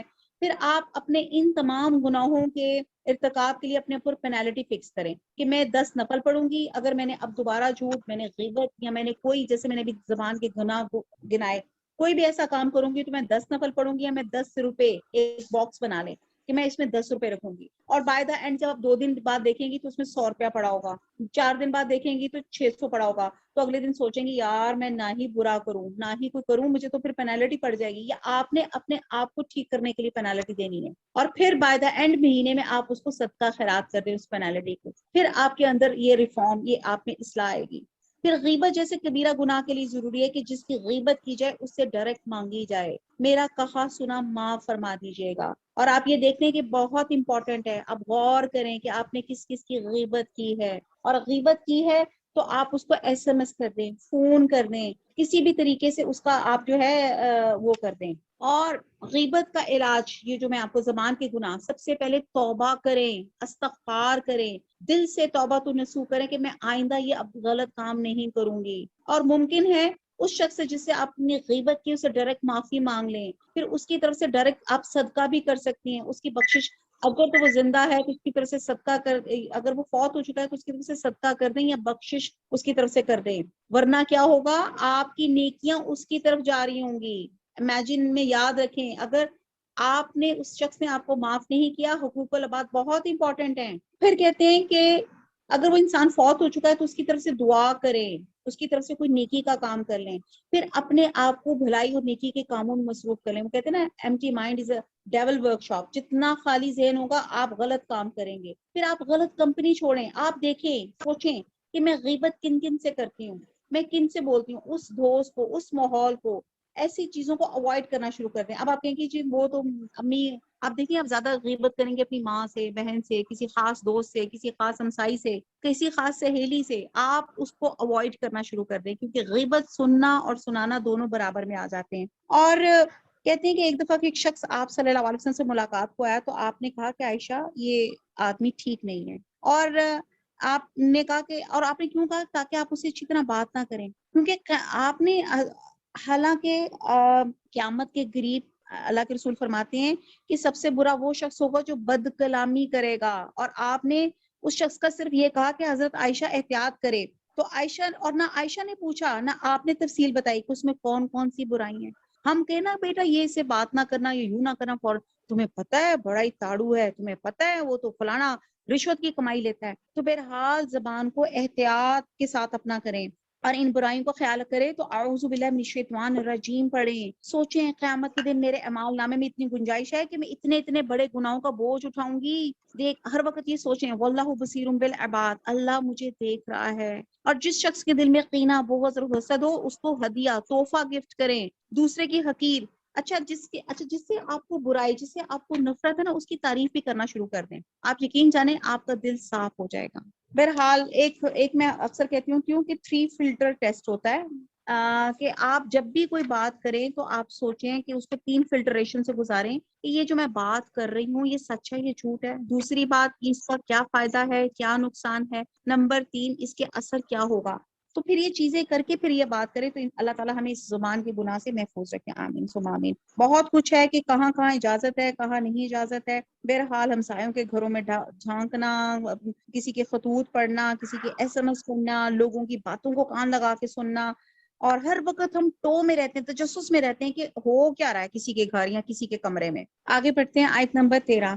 لوگوں، ہم نے تم کو ایک مرد اور ایک عورت سے پیدا کیا اور تمہارے قومیں اور قبیلے بنائے تاکہ ایک دوسرے کو شناخت کرو۔ اللہ کے نزدیک تم میں سے زیادہ عزت والا وہ ہے جو زیادہ پرہیزگار ہے، بے شک اللہ سب کچھ جاننے والا ہے، سب سے خبردار ہے۔ یہاں اور کہتے ہیں کہ ہم ایمان، یہاں کہتے ہیں دیہاتی کہتے ہیں کہ ہم ایمان لے آئے، کہہ دو کہ ایمان نہیں لائے، بلکہ یوں کہو کہ ہم اسلام لائے، اور ایمان تو ہنوز تمہارے دلوں میں داخل ہی نہیں ہوا۔ اگر تم اللہ اور اس کے رسول کی فرما برداری کرو گے تو اللہ تمہارے اعمال میں سے کچھ کم نہیں کرے گا، بے شک اللہ بخشنے والا مہربان ہے۔ مومن تو وہ ہیں جو اللہ اور اس کے رسول پر ایمان لائے اور پھر شک بھی نہ کریں، شک میں نہ پڑیں، اللہ کی راہ میں جان اور مال سے لڑیں، یہی لوگ ہیں ایمان کے سچے ہیں۔ ان سے کہو کہ تم اللہ کو اپنی دینداری جتلاتے ہو، اللہ آسمانوں اور زمین کی سب چیزوں سے واقف ہے اور اللہ ہر شے کو جانتا ہے۔ جو لوگ تم پر احسان رکھتے ہیں کہ مسلمان ہو گئے، کہہ دو کہ اپنے مسلمان ہونے کا مجھ پہ احسان نہ رکھو، بلکہ خدا تم پہ احسان رکھتا ہے کہ اس نے تمہیں ایمان کا راستہ دکھا دیا، بشرطے کہ تم سچے مسلمان ہو۔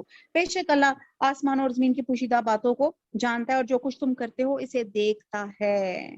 اللہ تعالیٰ نے مسلمانوں کو ہدایت دی کہ جو مسلم معاشرے کو خرابیوں سے محفوظ رکھنے کے لیے بہت ضروری ہیں۔ بہرحال اللہ تعالیٰ ہمیں اس پوری سورہ حجرات پہ عمل کرنے کی اللہ تعالیٰ اور وہ جو مردہ بھائی کا گوشت کھانا تھا وہ تو میں نے چھوڑ ہی دیا، کہ اتنا سخت ہے غیبت کہنا، کہ جیسے اپنے مردار بھائی کا گوشت کھانا، بھائی کتنے پیارے ہوتے ہیں، اور ایک مرے ہوئے بھائی کا گوشت کھانا، نعوذ باللہ۔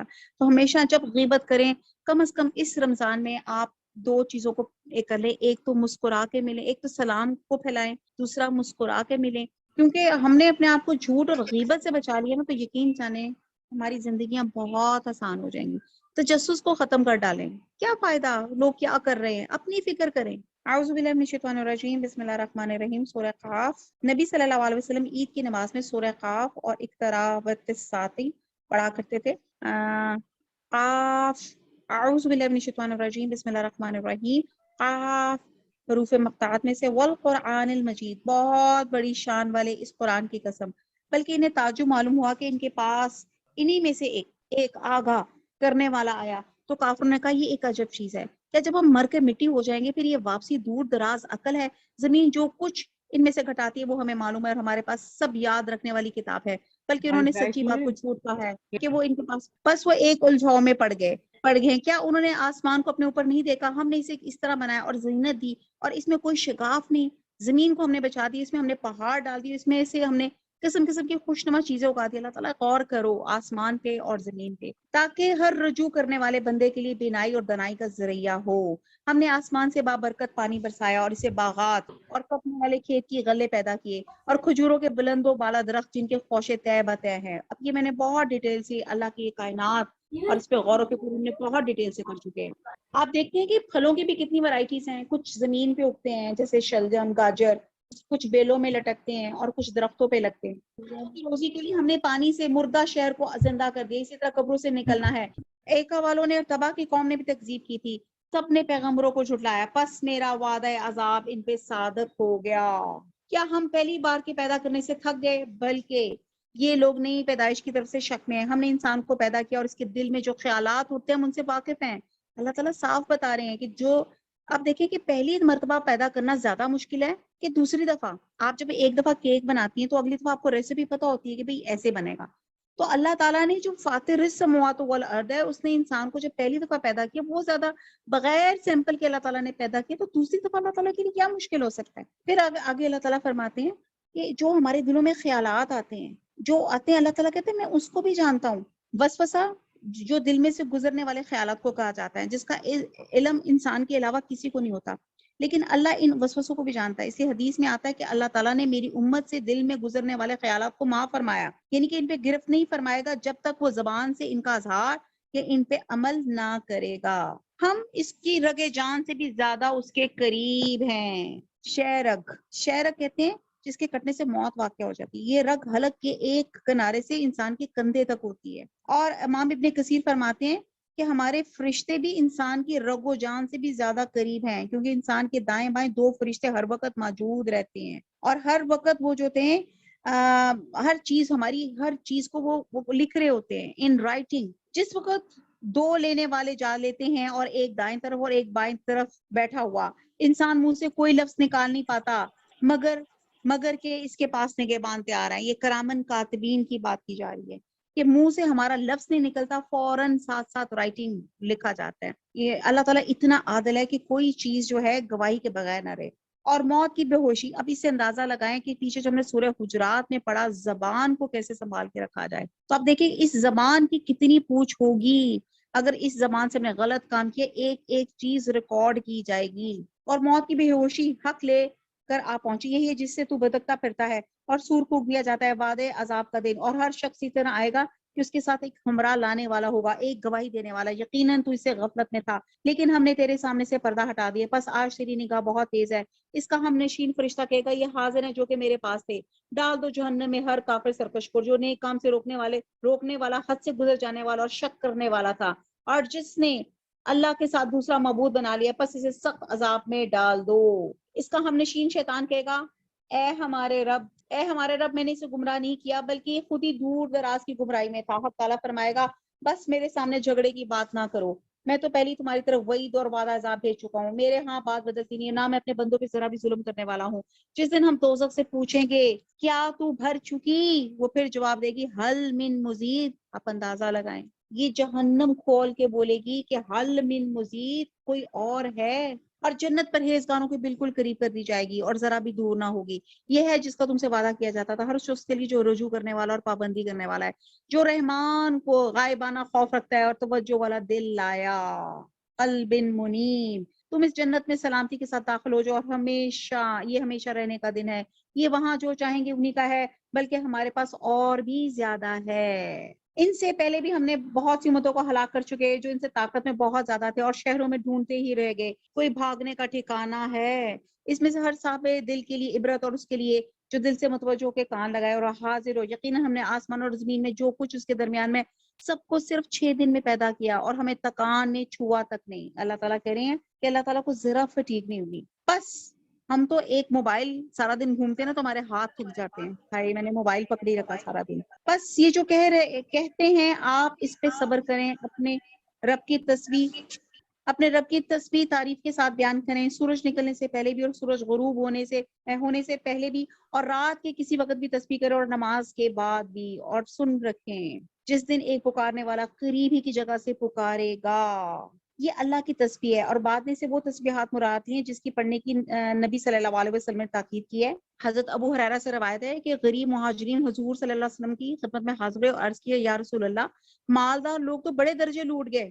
حضور نے فرمایا کیا ہوا؟ انہوں نے عرض کیا، وہ نمازیں پڑھتے ہیں، ہم بھی پڑھتے ہیں، وہ روزے رکھتے ہیں جیسے ہم رکھتے ہیں، مگر وہ صدقہ کرتے ہیں ہم نہیں کر سکتے، وہ غلام آزاد کر سکتے ہیں ہم نہیں کر سکتے۔ تو حضور صلی اللہ علیہ وسلم نے فرمایا، میں تمہیں ایک ایسی چیز بتاؤں، تم اگر اس کو کر لو تو دوسروں سے بازی لے جاؤ، بجز ان کے جو وہی عمل کریں جو تم کرو گے۔ وہ عمل یہ ہے کہ ہر نماز کے بعد 33 ٹائمز سبحان اللہ، الحمدللہ اور اللہ اکبر کہہ لیا کرو۔ اور کچھ مدت کے بعد انہوں نے عرض کیا کہ ہمارے مالدار بھائیوں نے بھی بات سن لیا اور وہ بھی عمل کرنے لگے ہیں۔ تو پھر آپ نے فرمایا، ذالک فضل اللہ یؤتی من یشاء، یعنی کہ اللہ کا فضل ہے، جس کو چاہتا ہے وہ عطا فرماتا ہے۔ اور جنت میں سب سے بڑا جو تحفہ ہے نا وہ اللہ کا دیدار ہے۔ اب یہاں پہ کہ ایک پکارنے والا قریب کی جگہ سے پکارے گا، جس روز اس تن و تیز چیز کو یقین کے ساتھ سن لیں گے وہ سور کی آواز، یہ دن ہوگا نکلنے کا، ہم ہی جلاتے ہیں ہم ہی مارتے ہیں اور ہماری طرف لوٹ کر پھر آنا ہے۔ جس دن زمین پھٹ جائے گی یہ دوڑتے ہوئے نکل پڑیں گے، جمع کر لینا ہم پر بہت ہی آسان ہے، یہ جو کچھ کہہ رہے ہیں ہم بخوبی جانتے ہیں، آپ ان پہ جبر کرنے والے نہیں، آپ قرآن کے ساتھ انہیں سمجھاتے رہے جو میرے وعید ڈراوے کے وعدوں سے ڈرتے ہیں۔ اعوذ باللہ من الشیطان الرجیم، بسم اللہ الرحمن الرحیم۔ زاریات، سورہ زاریات، اس کی زاریات کا پہلے ہی جملے میں اس کا سورت کا نام آ رہا ہے۔ اعوذ باللہ من الشیطان الرجیم، بسم اللہ الرحمن الرحیم۔ والزاریات ذروا فالحاملات وقرا، زاریات ہوتا ہے قسم ہے بکھیرنے والیوں کی اڑا کر، بکھیرنے والے کی، اور پھر اٹھانے والیوں بوجھ کو، پھر چلنے والیاں نرمی سے، پھر کام کو تقسیم کرنے والیاں، یقین مانو کہ تم سے جو وعدے کیے جاتے ہیں سب سچے ہیں۔ اب یہاں سے اور پھر اٹھانے والیاں، یعنی کہ وقر ہر وہ بوجھ جس کو جاندار لے کے چل رہا ہے، یعنی کہ وہ ہوائیں جو بادلوں کو اٹھائے ہوئے جا رہی ہیں۔ اب یہاں پہ ہواؤں کی اقسام بیان کی جا رہی ہیں، اور پھر آگے جا رہا ہے کہ مقسمات سے مراد وہ فرشتے ہیں جو کاموں کو تقسیم کرتے ہیں، کوئی رحمت کا فرشتہ، کوئی عذاب کا فرشتہ، اور کچھ اسکالرز نے اس سے بھی مراد ہوائیں لی ہیں، اور ان تمام کو ہواؤں کی صفت ہی بیان کیا گیا ہے۔ یقین مانو کہ تم سے جو وعدے کیے جاتے ہیں سب سچے ہیں، بے شک انصاف کرنے والا ہے۔ قسم ہے راہوں والے آسمان کی، یقیناً تم مختلف بات میں پڑے ہوئے ہو، اس سے وہی باز رکھا جاتا ہے جو پھیر دیا گیا ہے۔ بے سنت باتیں کرنے والے غالط کر دیے گئے جو غفلت میں ہیں اور بھولے ہوئے ہیں، پوچھتے ہیں کہ یوم جزا کب ہوگا؟ ہاں یہ وہ دن ہے کہ یہ آگ پہ الٹے سیدھے پڑیں گے، اپنی یعنی کہ باربی کیوں ہوگا ان کا، اپنی فتنہ پردازی کا مزہ چکھو، یہی ہے جس کی تم جلدی مچا رہے ہو۔ بے شک تقوی والے لوگ بہشت اور چشموں میں ہوں گے، ان کے رب نے جو کچھ انہیں عطا فرمایا اسے لے رہے ہوں گے۔ وہ تو اس سے پہلے ہی نیکوکار تھے، وہ رات کو بہت کم سویا کرتے تھے اور وقت سحر استغفار کیا کرتے تھے۔ حدیث میں آتا ہے جب رات کا آخری تہائی حصہ باقی رہ جاتا ہے تو اللہ آسمان دنیا پہ نزول فرماتا ہے اور ندا دیتا ہے، کوئی توبہ کرنے والا ہے کہ میں اس کی توبہ قبول کروں، کوئی بخشش مانگنے والا ہے کہ میں اسے بخش دوں، کوئی سائل ہے کہ میں اس کے سوال کو پورا کروں، یہاں تک کہ فجر طلوع ہو جاتی ہے۔ اب یہ رمضان میں اور نان رمضان، یعنی کہ اللہ تعالیٰ فجر تہجد کے وقت آسمان دنیا پہ نمودار ہوتے ہیں، اور دس از دا بیسٹ ٹائم کہ آپ اللہ سے اپنی منوانے کے لیے آپ اللہ تعالیٰ سے دعائیں کر سکتے ہیں۔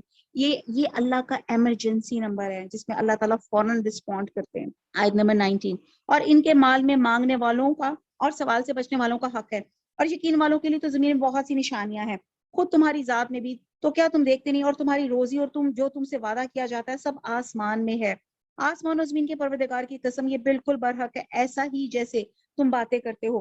کہ تجھے ابراہیم کے معزز مہمانوں کی خبر بھی پہنچی، یعنی کہ جب وہ فرشتے لڑکوں کی شکلوں میں آئے تھے، اور جب ان کے ہاں آئے تو سلام کیا، ابراہیم نے جواب سلام دیا اور کہا یہ تو اجنبی لوگ ہیں، پھر چپ چاپ جلدی جلدی اپنے گھر والوں کی طرف گئے اور ایک فربا بچڑے کا گوشت لائے، یعنی کہ فوراً انٹرٹین کیا جب انہوں نے کہا کہ ان کے گھر مہمان آئے ہیں، اور اسے ان کے پاس رکھا اور کہا آپ کھاتے کیوں نہیں؟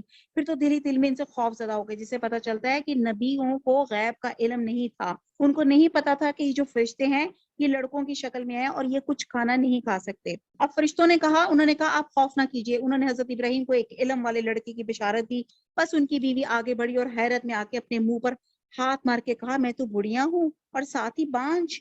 انہوں نے کہا ہاں تیرے پروردگار نے اسی طرح فرمایا، بے شک وہ حکیم اور علیم ہے، یعنی کہ اللہ تعالیٰ پیدائش کے ہر طریقے پہ قادر ہے۔ ایک انفرٹائل کیس تھا لیکن اللہ سبحانہ تعالیٰ عالم حکیم ہے اور علیم ہے۔ الحمدللہ جی آج 26 سپارے ختم ہو گئے۔